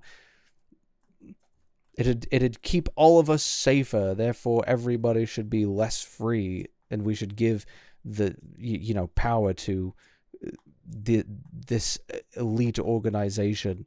Like, that they're perfectly fine with mega corporations insofar as they parrot their views, insofar as they're collectivists, right? Like, perfectly fine with massive, hyper powerful governments, because the state is incredibly useful if you can get it to do what you want. But then the other guy could use it as well, so maybe you shouldn't do that. This is like the eternal libertarian point. Maybe you shouldn't grant power to despotic rulers just because you like your flavor of despotic rulers. Like, goodness, it's really something. I saw a YouTube video that said the AI the government has is far more advanced than what's available to us, and the AI is working on itself at a fast rate against other countries' AI, and yada yada, world will end. Kind of scary. I don't think that's true at all. I think the government is full of shite. I think anything that the government has, they stole, and by dint of that, nothing that the government has is ever going to be more efficient than what the free market produces. That's actually part of the reason why the government funded it did a massive $1.4 billion investment in AI products and infrastructure. Like, that's a big reason why that happened, is because they can't actually make it themselves, so they have to subsidize other people making it. But every time they do that, they make the entire free market hallucinate, and that's actually a big part of the reason why RAM prices skyrocketed, is because everybody thinks there's more demand than there actually is. They're investing in things they can't afford because they've got more resources than they would have if not for the government being despotic fools. Anyhow, the blue or red button. So you're a red button guy, obviously. I think you should have been able to intuit that from all of the things that I've said before. I am not the property of the mob, and if the mob wishes to live, then they ought to live in their own rational self-interest. Rational self-interest is the whole point there, That's the I think that's actually like the major disagreement. It's mainly a psychological disagreement, but if we were to say it philosophically, the major disagreement between the blue and red button presses is what is it?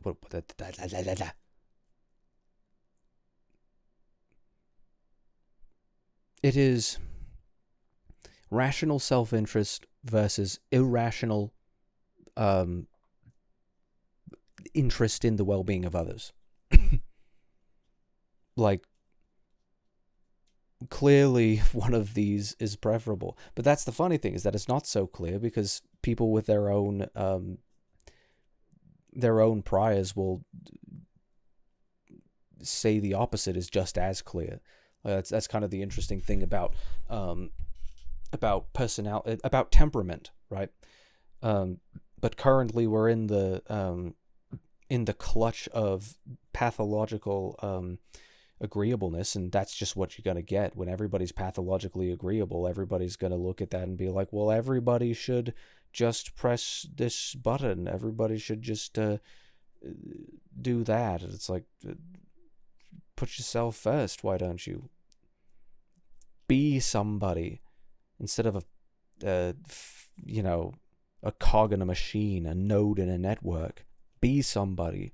Dare to be yourself. I dare say in a non-subjectivist way. Like,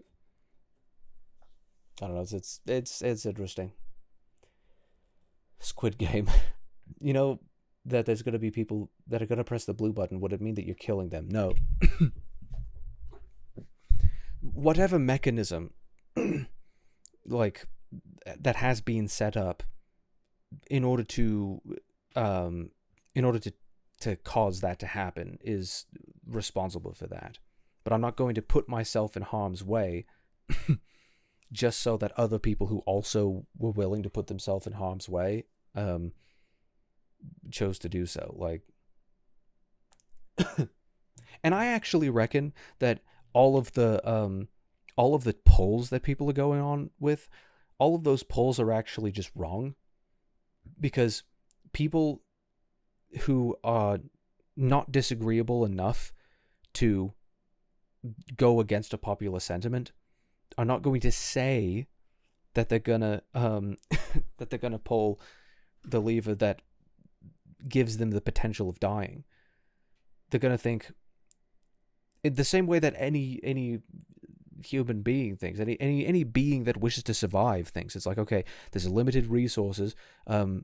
My ability to get out of this life or death situation is contingent on me putting myself first, and that there are going to be other people who die in this. If I sit around and worry about them, then I'm going to die. Like, there's going to be a lot of people who would say, oh yeah, I'd press the blue because, like, everyone's going to press the blue, and then we're all going to be fine.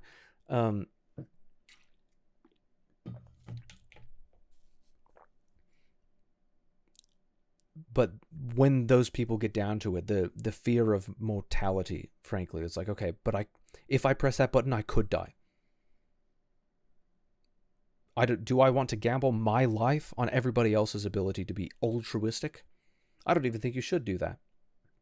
I think you should put yourself first, and to hell with all of the people who wish not to be an individual.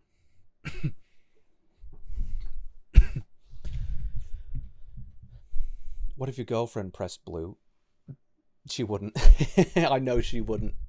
I mean, not just for the reason that if she did, I'd be disappointed in her, but more because she's not stupid. She knows when she does not have an irrational trust in strangers like many of the blue presses do. Like, she understands that mankind is capable of evil.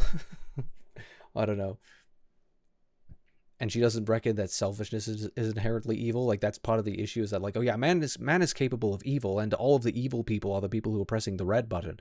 Like, that's kind of the point that they're making, is that all of the people who are pressing the good one are good, or the blue one are good, and all the people who are pressing the red one is bad. But it's like, okay, but you were the one who was actively going out of your way to sacrifice yourself. Like, why wouldn't you put yourself first? I think everybody should press red.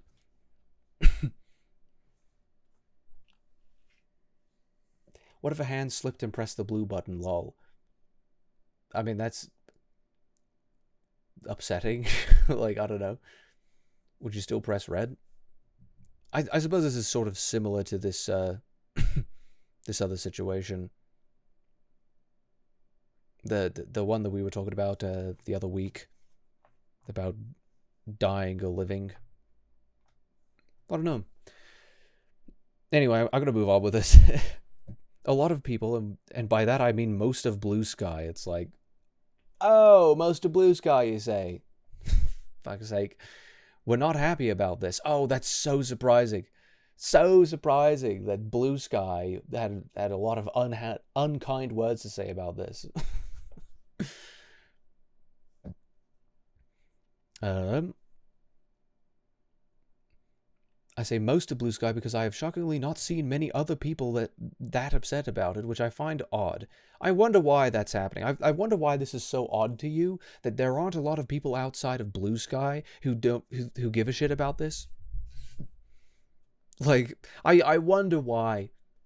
I wonder why. Could it possibly be that Blue Sky is a hive, a wretched hive of neurotic fools? Could it be that? Could it possibly be that? That you're on a site full of people with cluster A personality disorders? Could it be that? I reckon it could quite possibly be related to that. Not many people have been angry about this outside of the site that everybody's constantly raving mad on. It's like, yeah, maybe get out of that bubble, because you're surrounded by angry people. You're surrounded by insanity. Like, stop. Why are you judging, like, it's not a good heuristic, right?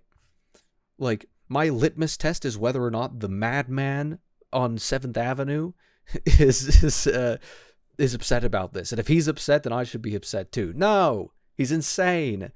Blue Sky's full of insane people. If you're aligning yourself with them and using them to aggregate, like, your own opinion, then you're just as insane as the rest of them are. Just as insane as a blue button presser. Like, this is just such a bad point. I really can't wrap my head around why people wouldn't be upset about this anywhere else. Why are you surprised? Anthropic is one of many companies that Blender has taken money from, but Blender has also taken funds from Adobe, Nvidia, Meshi, and Chaos, all of which are companies involved in AI in some form. Yes, obviously they're involved in AI in some form. They're in the technology. They're in that field, and this is only like the most incredible thing to happen in that field in the past bloody, like, it's literally like science fiction being instantiated. It's become real, and you're like molding and seething about it. Like, it's just so weird. And they don't even want to know what the upshot of it could be. They don't want to know what the upside could possibly be, because it's just the One Ring. You know, killing it with the Lord of the Rings references today. It's just the One Ring. It's not okay to use it. You should never use it. It's evil to do. I don't get it.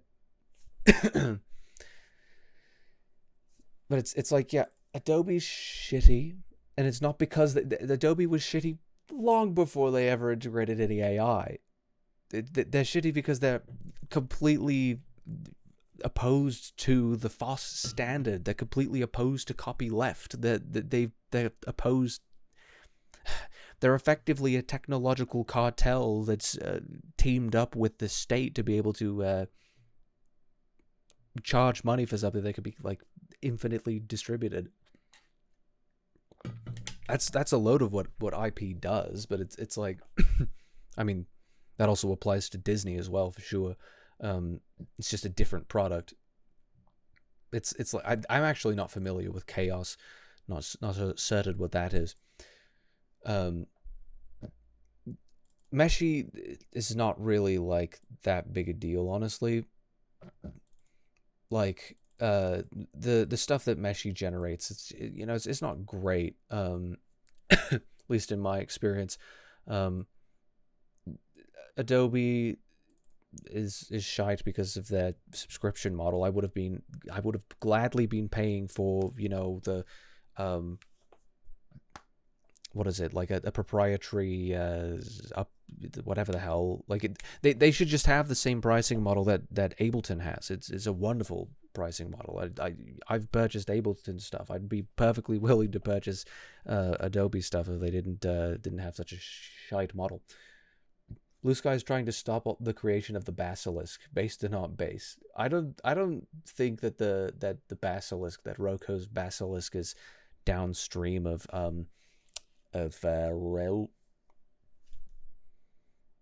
what is it called, of just LLMs. But that's not even what they're saying.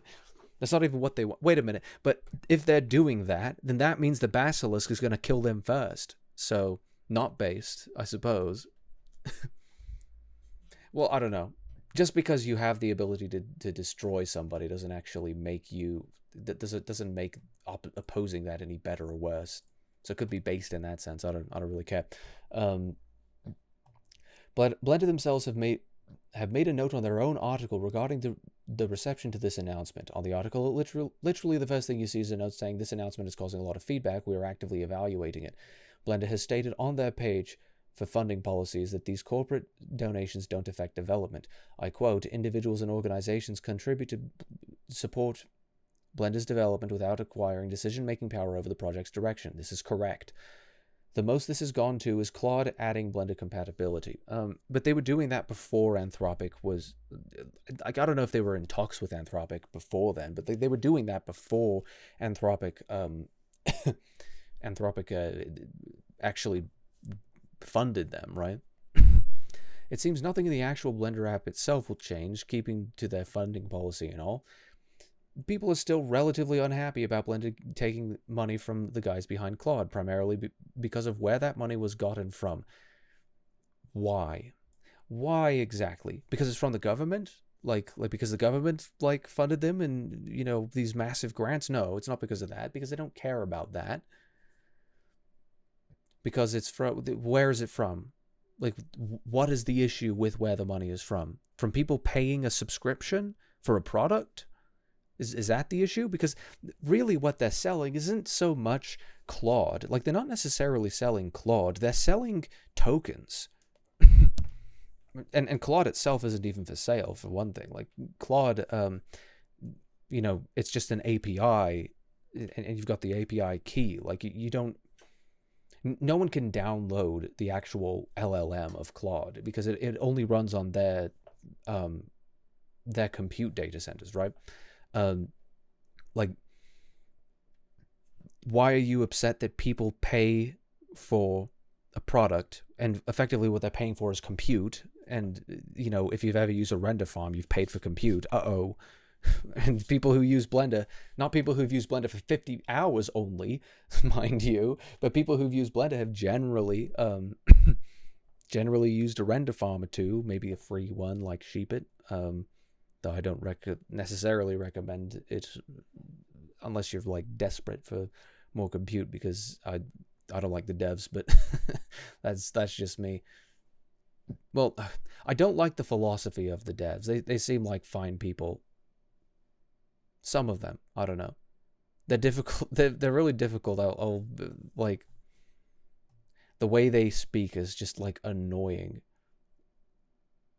Like, every single time I speak to them is just demotivating. It's just like, okay. Like, just burst the bubble every single time. Anyhow, like, why are they upset? Like, what's so bad about where the money came from? Are they mad it came from the government? No, they like socialism. These are blue sky people, by the way. Like, I'm not pulling this out of my ass. These are blue sky people. Of course they like socialism. Like, they're perfectly fine with government funding of bullshit. They're just not fine with it being this particular technology. Even though it's, like, massively useful. I don't know. I swear, if AI cured cancer, they'd still be pissed. It cured cancer in an unethical way. I don't know. To be fair, if the government cured cancer, then I think I'd still be upset at the government for existing. So I don't know. Maybe it's fair. Look at the replies of their announcement on Blue Sky. There are 700 plus replies. You could even see this in the recent reviews. See, this actually makes me wonder why the hell Blender is on Blue Sky in the first place. I was talking to Jenny about this recently. Like, I don't have a Blue Sky for this precise reason. It's full of neurotic fools. Like, why? This is not my crowd.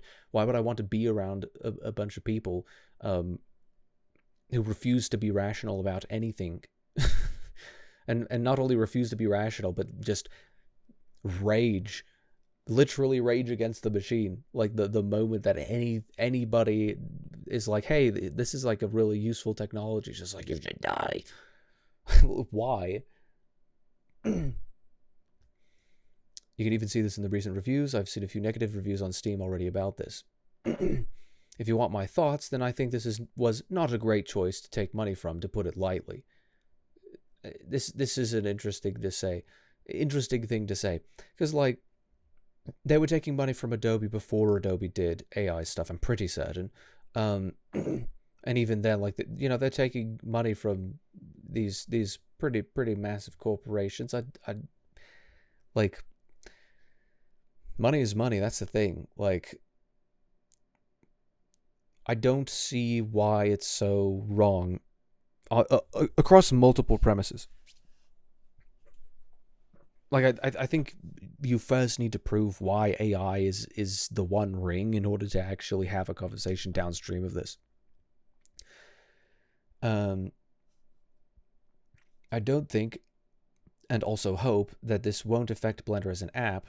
That's the funny thing, is app isn't really the right word for it. Like, app doesn't seem right. I don't know. It just seems, I don't know. That's neither here nor there. And considering their policies on funding, I think that'll stay, especially considering their previous donations from AI companies also haven't altered the app. I don't know if Meshi, like, I don't know how much Meshi did, but like Adobe, like that the first thing I've investigated when I found out that Adobe was one of the funders is like, oh, why would they do that? Like, what do they get out of that? And there's some plausible explanations behind it. Like, it's interesting, right? But it's never affected. Like, Blender's never going away from the GPL license and this sort of vision of what they're trying to create. It's not really possible for it to, because even if what they were creating ended up getting leadership that was shite, it's open source.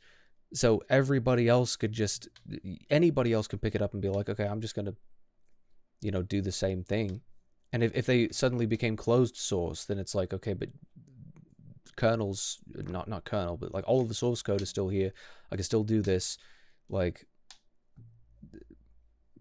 I don't know what they think it's going to do. I think the only concern they could possibly have is like a incentive/cultural concern. But that's the thing. Like, I don't know. This is where Andrew Price would just say, like, it's inevitable. Like, this is an inevitable technology. It's going to integrate itself into everything, and the culture is going to change in a way that embraces it one day, sooner or later, no matter what you do. Hence inevitability. But like, I don't see why it's such a concern. Like, even considering the the cultural stuff, it's like, oh, what are you gonna do, right? Because people really just want to use the tool.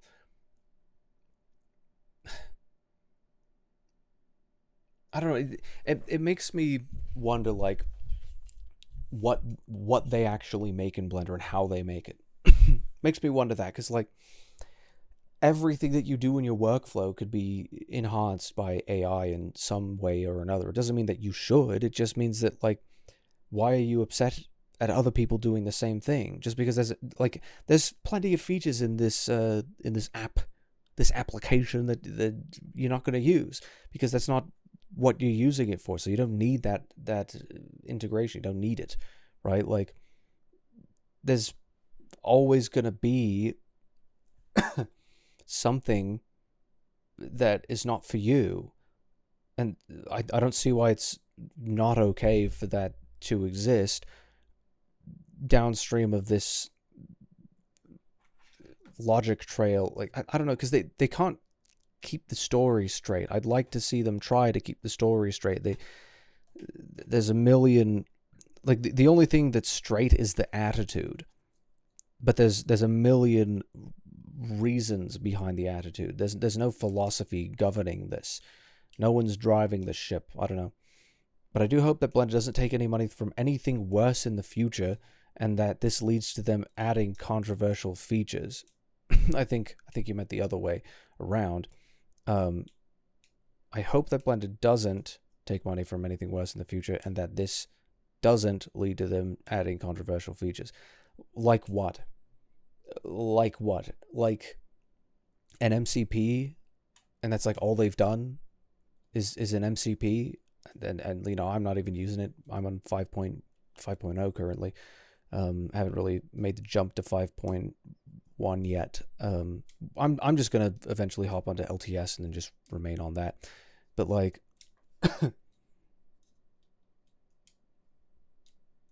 I also just hope they check who they receive them from. The only logical, like the only point that you've made is that like they've taken money from somebody who's affiliated with a company who's ran by a person who was in the Epstein files. Is that the issue? Is that the only issue that you've got with Anthropic? Because that's weak. Like the funny thing about this is that, like, you know, Andrew Price had said, I think it's a good conversation to have. I think people ought to be having the what is it, the ethical conversation here. And I'm like, yeah, right, we should, that ethical conversation should be a hearty one, right? But this isn't an ethical conversation.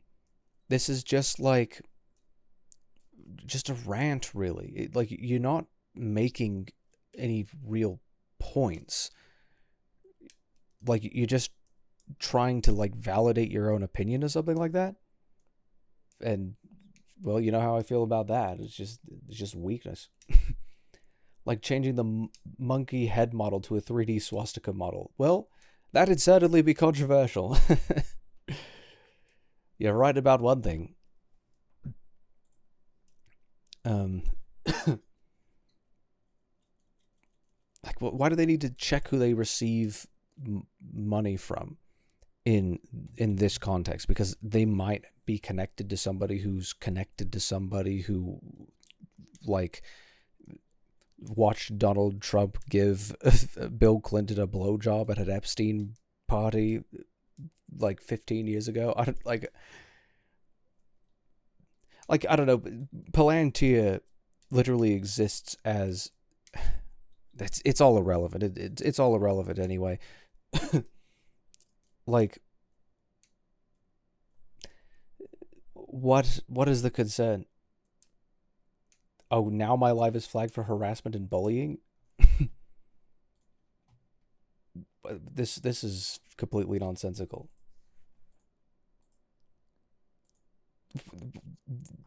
Because I referenced not autofellatio. That'd be kind of funny. Because I mentioned a public figure? I seriously don't understand it. It's so sensitive.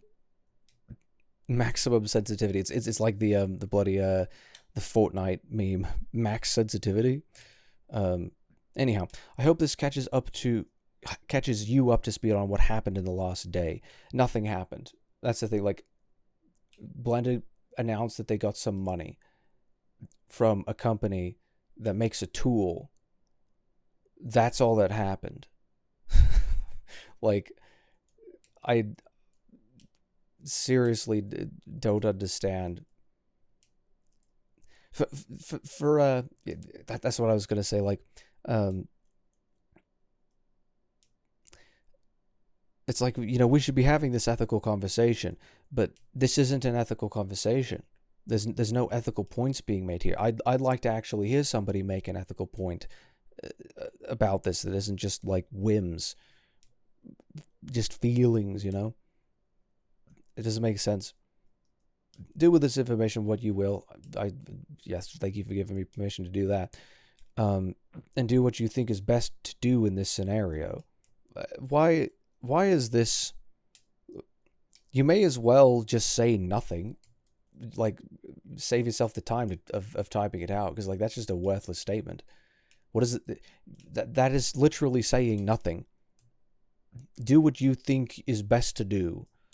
Isn't that what everybody does? Is there anybody who does what they think is the worst thing to do? Like it doesn't make sense. I don't think this will stop people from using Blender completely, but many have had a sour taste left in their mouths. Oh no, because they took money from a company that makes a tool, and a useful tool at that. I actually wanted to say, so the meme of the day today is an image of Miku, and it's an AI generated image of Miku holding up a sign that says AI art is more important than your shitty RAM. And I don't really like endorse the position, but I find it a very funny image for multiple reasons that I can't quite explain. It's like, I don't know, it just seems to be like the opposite of what loads of people have said about about like AI in general. I don't know. I reckon the point about RAM is a point made because I don't know, because people like, they don't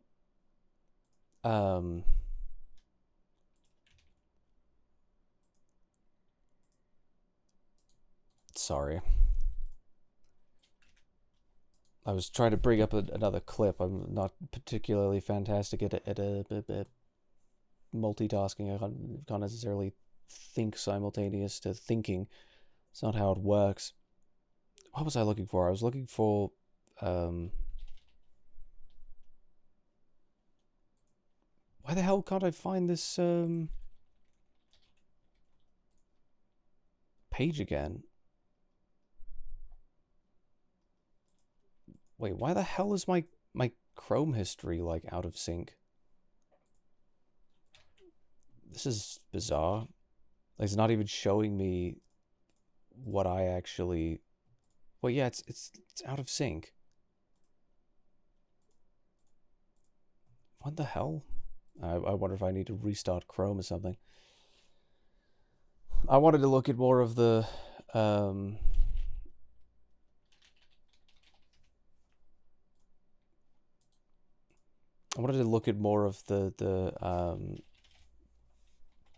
the reviews on this shite. I don't know if I've ever actually seen this 4.2 animation, 4.2.0. We're on 4.2.20 now, isn't that crazy? We love LTS. I can't believe people still use oh wait, because that's 2.86. No, people do not use that. Insane people use that. Shut up. Shut up.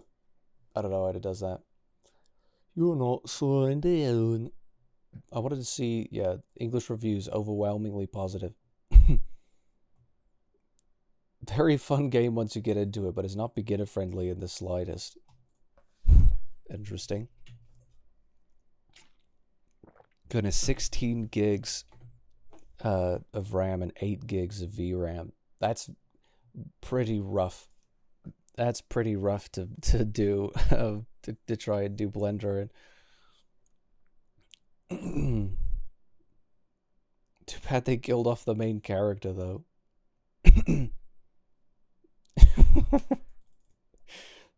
This is interesting. So it's still like mostly very positive. I just want to even. Why can't I even see any negative ones? This is interesting. This is kind of the funny bit about, like, clearly nobody else cares. Like, only the neurotic fools of Blue Sky care. That's why Blue Sky is a wonderful invention, because it keeps, you know, everybody else safe from the horde of irrational fools. Oh, it's just invincible brain rot. What will you have? If I wanted to rip my hair out and be arrested for murder, I would boot up this program for 2 seconds. Every time I see this fucking frog on my game list, I vomit in my mouth. I fucking hate Blender. I'm a very unhappy customer. I don't even know what that means. Like, I reckon that's just meant to be funny, but like 3,000 hours and I still know nothing about this program. Real. Oh, he said 5,500 now. Goodness, look at that. 14,000. That's pretty good. If Blender crashes, I restart. If Blender updates, I relearn. If Blender adds a shortcut, I forget everything I knew before. If Blender renders, I watch the samples like a campfire. If Blender freezes at 99%, I stare in silence. True. Someone said add sex. Found Azure's review, right? Actually, that feature's already in. You just need to be good enough at the game to get to it. Well, yeah, I guess that's true. Most boring game. I need to do everything by myself. I guess so. It took me 3 hours to make a donut, and you did nothing else with it. Another tool for building volumetric what? Porn? Is that what that means? Everything is positive. Like oh, see, these are the most helpful of all time. Most helpful today. Still mostly positive. I found 2 negative reviews here. Oh, these were the funny ones too. So, like, nobody's cool with this. Okay, so this one was the most helpful in the past week, apparently. I don't reckon it was very helpful at all. Like, there really wasn't much at all that was useful in this entire thing.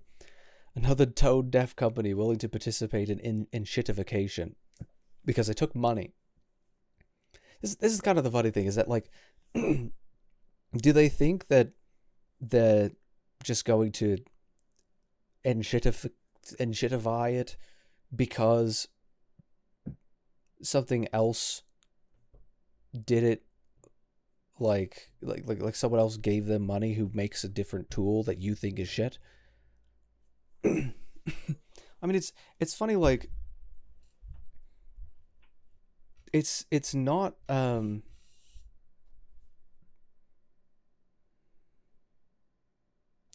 it's like the Blender Foundation is hardly even a company, though. Like, that's kind of an interesting thing to say, but like, in shitification, like, what is shitty about it? Like, this is what I'm wondering. Like, because what this is it's just a knee-jerk reaction. You touched the One Ring, and therefore you've committed an unspeakable evil. Like, having an MCP bridge does not make the program any worse. It just adds a feature in a menu that you're probably not going to use. Like, this doesn't make sense. Like, how is it going to make it any shittier that they support a feature that you aren't going to use? It doesn't make it any shittier. And, like, they reckon that it's gonna be shitty because people are gonna use it to make shitty things. How is that the case? How does that logically follow? And even if they use it to make shitty things, like, haven't they got the right to do that? Isn't that part of the reason? Like, this is the exact thing that they were talking about in the panel at Beacon. Like, the people who are championing the open source, free and open source standard, just championing this kind of software and this standard for software distribution, are now, like, doing a massive rug pull because another form of software exists that's unprecedented.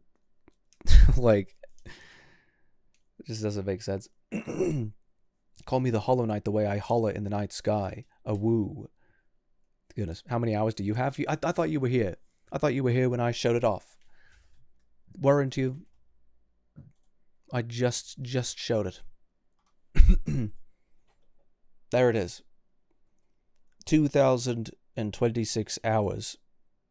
2,026.9. Pretty good. I have 2026 hours in Blender in 2026. Pretty neat. But this again, it's funny. Coming back to hours, another tone-deaf company participating in shitification. You've hardly even used this for more than a day. You've hardly even used this for more than a day of total time. Like, it's totally fine to not be using the program, like, constantly, but it's funny that, like, you were going to take the position of them being, like, tone deaf and making things shitty when you don't even know how the program works. There's no possible way that you know how the program works on 33.4 hours. Like, there's no way you would know what a shitty program looked like if it hit you in the fucking the kernel. Like, I don't know. Half of that in COD Cold War. Yeah, lots of zombies. Love zombies. What can I say? A software that was made for creators and artists. No, it was made for people who needed a tool. Like, I don't know, like, why that is part of the premise. It's made for people who need a tool. It's not just for creators and artists. It's made for anybody who needs any of the tool set that is in the software. You don't have to be a creator or an artist in order to find this tool useful. You can just be somebody who's 3D printing shite. You don't have to be an artist to 3D print shite. You can just be making purely functional things in there. Like, it's just a weird thing to bring up. It's made for creators and artists. No, it's not. Not inherently. It's used by creators and artists, but it's not made for them inherently. I talked to loads of people who they use Blender to make a living, and they don't make art, they make products. Like, they make visual, like, storytelling for the express purpose of, like, criminal justice. Like, it's not just for creators and artists. Well, but they're creating something, aren't they? Silly. Now accepted corporate fund from Anthropic. Why is this bad? Like, there's a snuck premise in here. You completely snuck it by. Like, why is this bad? It's kind of the same thing that I was saying, sort of in critique of Andrew Price, was that, why is it good? It's like you can't sort of just sneak by the entire premise, like, try to actually talk about why it's good, why it's bad. But nobody actually wants to have the ethical conversation. Even the people who are interested in it don't want to have it. They just want to screech. They just want to be irrational children. What is this foolishness? This just shows that money always wins in the end. It was a good run, but the betrayal will never be forgotten. This is not a betrayal. It's so fucking dramatic. So dramatic. It's the betrayal. They took $1.5 million with no strings attached from a corporation that creates a tool. They're an association. I suppose you could call them a corporation as well. And they also make a tool. They just make it with a completely different goal and philosophy, directorial philosophy in mind. Like, why is this so bad? Is it because of how they made the tool? Is it because of who's involved in it? Is it because it's nothing? There's no reason. It's just, I want to scream. There was no Blender. Take off your Blender. At least 894 hours is something. Like, at least that's something. Dangerously addicting. As of today, AI corporation Anthropic is now funding Blender. Anthropic has also stated they're working to integrate their Claude AI into the big tools of the creative industry. Yes, they got an MCP. There's an MCP in Blender, and it's not third party. It's, like, officially supported. That's it. Like, that's literally it. And what's so bad about that? Seriously, what is so bad about that? If you're a regular user of Blender, stop. Yeah, thanks 37.6 hours on record for telling other people who actually use the fucking tool what to do with it. You've hardly even used it for like a day and a half. Like, calm the hell down. Stop preaching to people like this. It's so sickening. Like, I can't help but smile at it, because it's like, what are you talking about? Stop using the software and stop donating. Change to a different tool or use a good fork of Blender. Like what? Like Goo? Or fork it yourself? Or like what? Because, again, this eventually will just bring you down to primitivism. They used the evil technology. They won't tell you why it's evil. It just is. It just is evil. They use the evil technology, so you can't touch it anymore. You can't touch it. It was made by Satanists or something. Like, what is this Puritanism? Please explain. Please explain. Can I get one person who's actually going to explain using a philosophical framework to actually explain why it's not ethical? Even if Anthropic doesn't do anything beyond funding. It's still incredibly tone-deaf and disrespectful to the thousands of artists that have had their work thrown into the AI slop machine. Having your work thrown into the AI slop machine is not the concern of Blender. Like, I don't know why this is a point that's being made. Like, how is it disrespectful to say, like to say to an artist, what you've made is really cool, I'm going to try and emulate that? Like, it's cool until you use technology to do it. It's cool until you automate it or something like that. Like, it's cool until the technology gets so good that it can do it like faster than it would take for somebody to be like good at, I don't know, doing like pencil to paper, or like I don't know, whatever other intuitive stuff you could do. Not, is intuitive the right word? Creative? I don't know. If you're reading this, stop using the software. Like, calm the fuck down, Risk of Rain. Stop using the software. Cancel your memberships if you have any. Yeah, because they have got memberships. Speak with your time and your money. Language cannot express how tone-deaf it is to make a tool so many artists are and have been using for the past few decades and surrender it to the whims of an AI company. That's not what it is. That's literally not what's fucking happening. There are no whims whatsoever involved in taking $1.5 million with no strings attached. There's no whims. It's not being surrendered to the whims of an AI company. Like, they don't have control. They're not selling the free tool to them. They're not, the Blender Foundation is not being acquired. Their hands are not tied here. They could flip them the bird tomorrow and keep the money. Like, what are you on? What is this, like, chicken with the head cut off behavior? The sky is literally not falling. You're not helping artists by taking this money. Yes, you absolutely the fuck are, because that money is going to be used to pay artists in the Blender studio. Like, what are you on? You're making a sign that you're willing to spit in their faces if it means you can get more profit out of doing so. That's literally not even true. The Blender Foundation is a non-profit. Like, it's literally in the foundation of how the foundation functions. It's a non-profit. Like, oh, they're not. It's not about, like, you know, it's not about making profit. It's about making ends meet. That's why they're funded, is so that they can continue to actually create the tool and to iterate on it and to make it better, make it more efficient.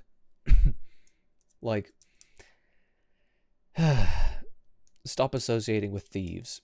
So that there's actually an ethical point being invoked here. There's no theft involved in the creation of these tools. no generative AI and no LLM has ever stolen anything from anybody. Like, unless they literally were, like, hacking into people's systems, I suppose. But if anything, I don't even... Because this is the thing. If it can be duplicated infinitely, then it cannot be owned. This is why intellectual property is a falsity, right? If you can duplicate it infinitely, then me making a duplicate of what you've created is not harming you in any way.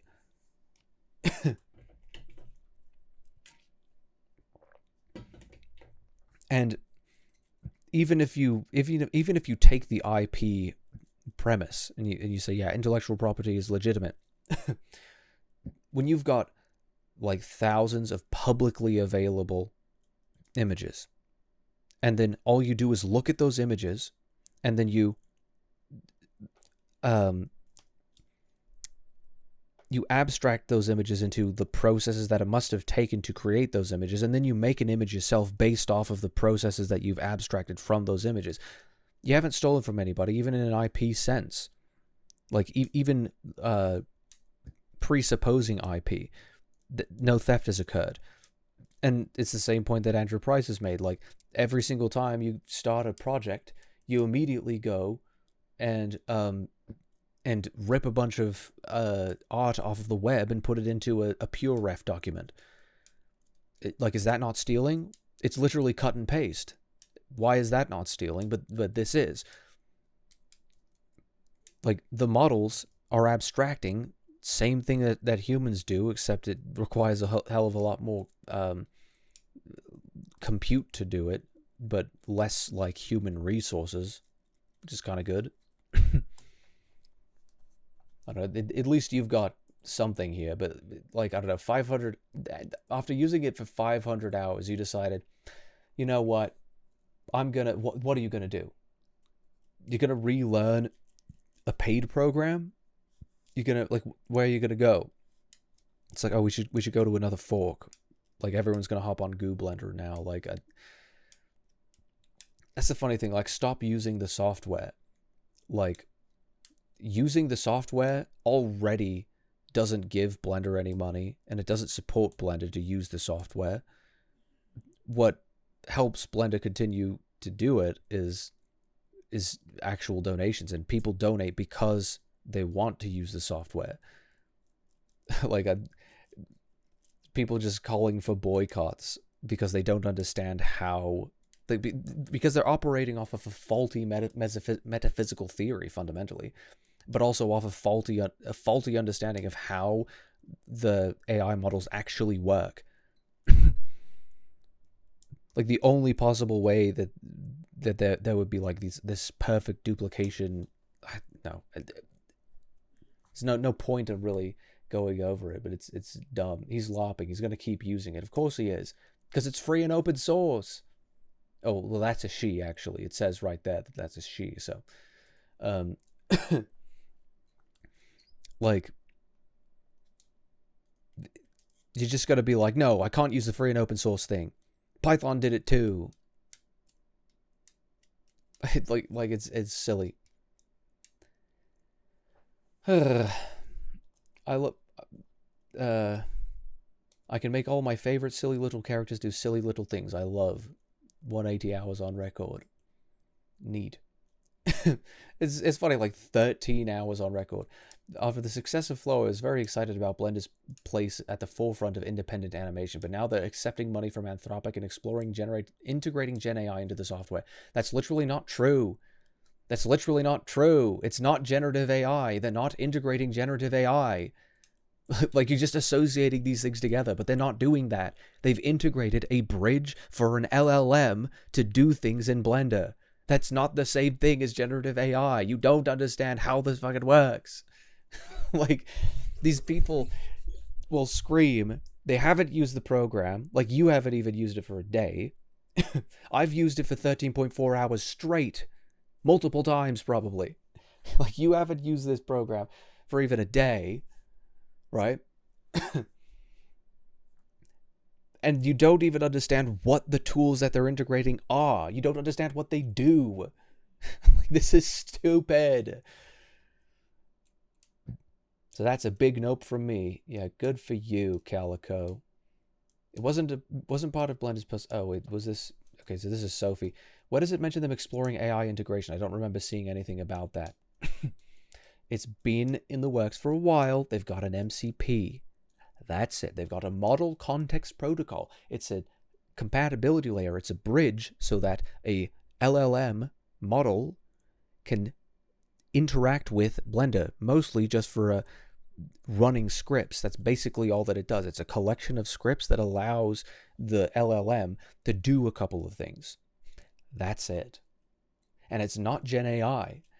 Generative AI is far more complex. It's not the same thing.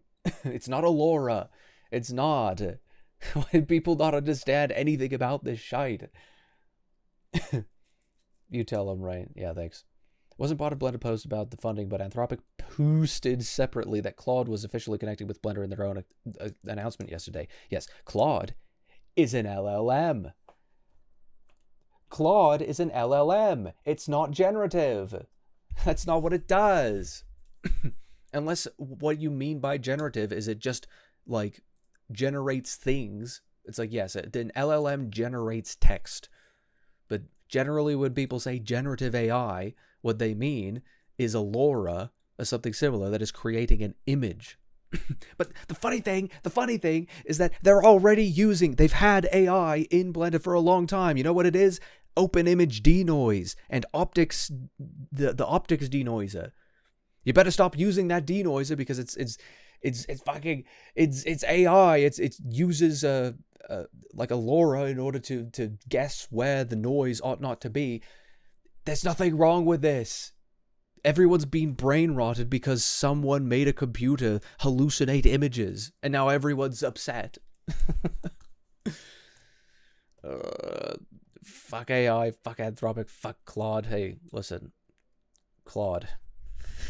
I don't know where we're going with this. Don't give thanks to the people that stole from us and now want to replace us. Nobody stole from anybody. There's no stealing here. You can't steal an idea. That's not how ideas work. That's not theft.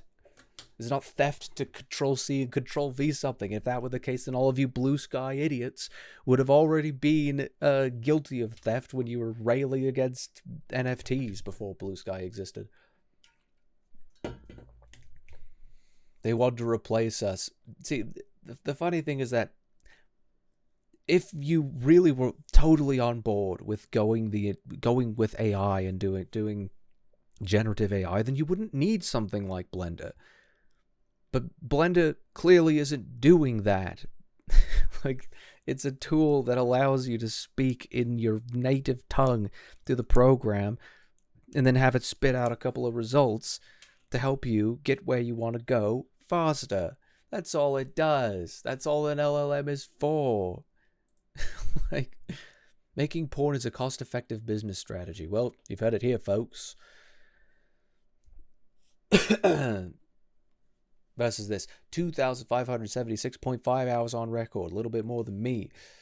Blender has gotten so advanced over the last decade or so, that realistically there's not much that it can't do for working through nearly any 3D workflow pipeline. Please learn how to use the software for a good few hundred hours or so. There's the entire tutorial series out online and on YouTube. I'm planning on making a hopefully easier to follow tutorial series for people, and whenever I get around to doing that, I'll update it in this review. Overall, biggest things to keep in mind: follow some beginner's tutorials to the letter. Don't worry about making something original immediately. Learn the 80-20 rule stuff. The 20% of the tools available in the software you'll be using 80% of the time. Keeping with a full tutorial project from start to finish will give you more of a clear roadmap to measure your learning progress. Take notes, particularly take notes of hotkeys, because Blender isn't massively hotkey heavy. Make some similar things to the tutorials that you follow that aren't just the things from the things the tutorial showed. Try to replicate a whole process for a new project that you've learned from a tutorial, just trying to follow the operations shown from memory. Don't take the tutorial projects too seriously. Go through them, take whatever mental/visual notes and takeaways you can from the end result, and then move on to the next thing. Tutorial projects are like loose sketches in a sketchbook. They don't have to be polished, finished pieces. Just keep at it and learn from each new project. Some good tutorial creators on YouTube are as follows: Blender Guru, Grant Abbott, I haven't heard of him. Ryan King Art, he's pretty good. CG Matter, he's pretty cool. He made he basically made his own local LLM integration into Blender called Blender Buddy, and people still mauled about that.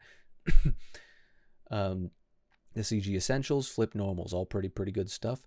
Realistically, at this point, there's not much Blender can't do. Future updates, I seriously hope, include a more fully functional layer operated and similar texturing utility sets similar to that of 2D graphics editing softwares. Krita, no, that's not okay.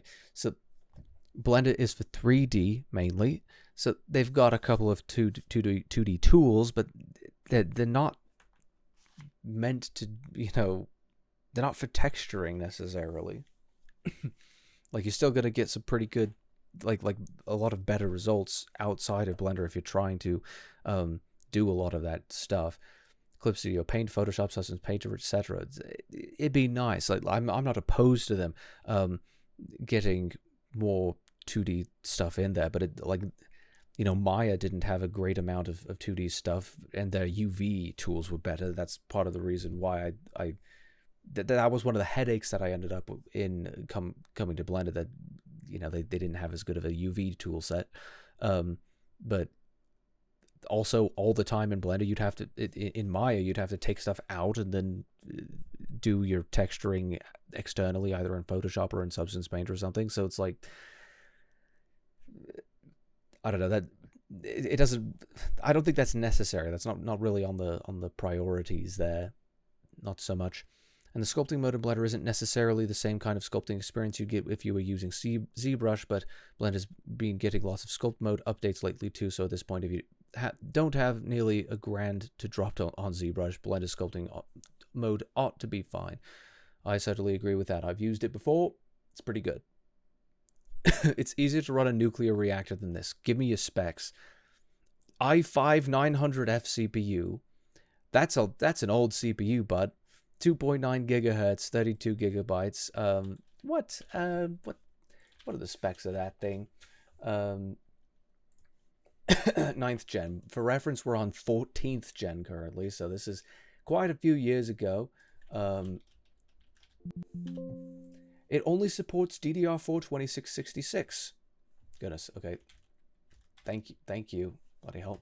It only supports DDR4 2666. Launch date Q1 2019. You're on a 7-year-old CPU, bud. 6 cores, 6 threads. Base frequency 2.9 gigahertz. TDP 65 watts. And yeah, because it's an i5, so you're on like a mid-tier CPU from 6 years ago that didn't even support the fastest memory type of that generation. Right? Didn't 9th gen support 3200? Maybe I'm schizo, but no, surely it did, because I built my PC in like the platform that I was using had support for 3200, and it was built in 2020. So yeah, FCLGA 1151. Yeah, this is you're under spec, bud. Of course you're gonna struggle with that. 3060, 12 gigs. It's okay. You can deal with that, but you need a platform upgrade, bud. You seriously need a platform upgrade if you wanna run this program. I would not recommend that. It's got 36.1 hours on record. When I'm on a ruining reputation ruining reputation competition. Speaking of lack of competence here, it's a furry. And my opponent is an open source foundation. By the way, I attached the hardware because I can't update my PC thanks to AI data centers. What? Oh, like upgrades? It's like, what? You can't update you? I was thinking you meant software. Like, what are you talking about? Ryzen 7 2700. Okay, like, how little money have you got? You can get something better than a 2700, absolutely. Like, yeah, RX 560, 4 gigs of VRAM. Like, that's really not enough. And you're on Radeon too. Like, Metal is not as good a back end as Optic Sakuda, so yeah, I of course is struggling. But I don't think that has much to do with AI data centers. You probably should have upgraded this like 2 years ago before the market went to shit anyway. Like, what are you doing? I got my 3090 ages ago. Okay. Anyhow. The thieves at Anthropic. AI slop thieves. It's just nonsense. Point out where the theft is. Who has thieved? Where is the theft? Where did it occur? Because this is the thing. They were talking about like AI art thieves and all of this, but like all they were doing is integrating an LLM. That's it. That's literally it. Just an LLM. There's no like Steam is on Blue Sky. Goodness. This is cute. Don't you reckon? Anyway. I think I've said enough. I was gonna play a game after this, but I took too long. So we're not doing that.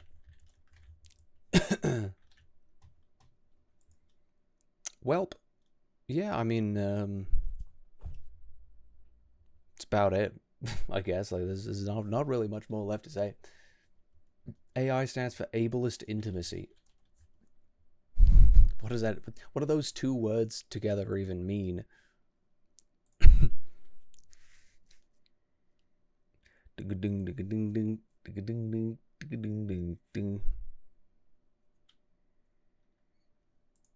Anyhow, yeah, I haven't had anything to say. I haven't had anything to say. It's done. It's over. A lengthy rant. That was a response. Call it that. I mean, to be fair, that what happened afterwards was longer, but anyway, no, it's over. Goodbye. Thank you for tuning in. I kind of wish I actually got to play some games. This is part of the reason I didn't want to do Draconian Discourse for a while. I was like, oh, I'm kind of sick of having to do all of it. I don't get to play as many games this way, but that's just my lot in life. Anyhow, thank you for being here. Thank you for abiding my rambles.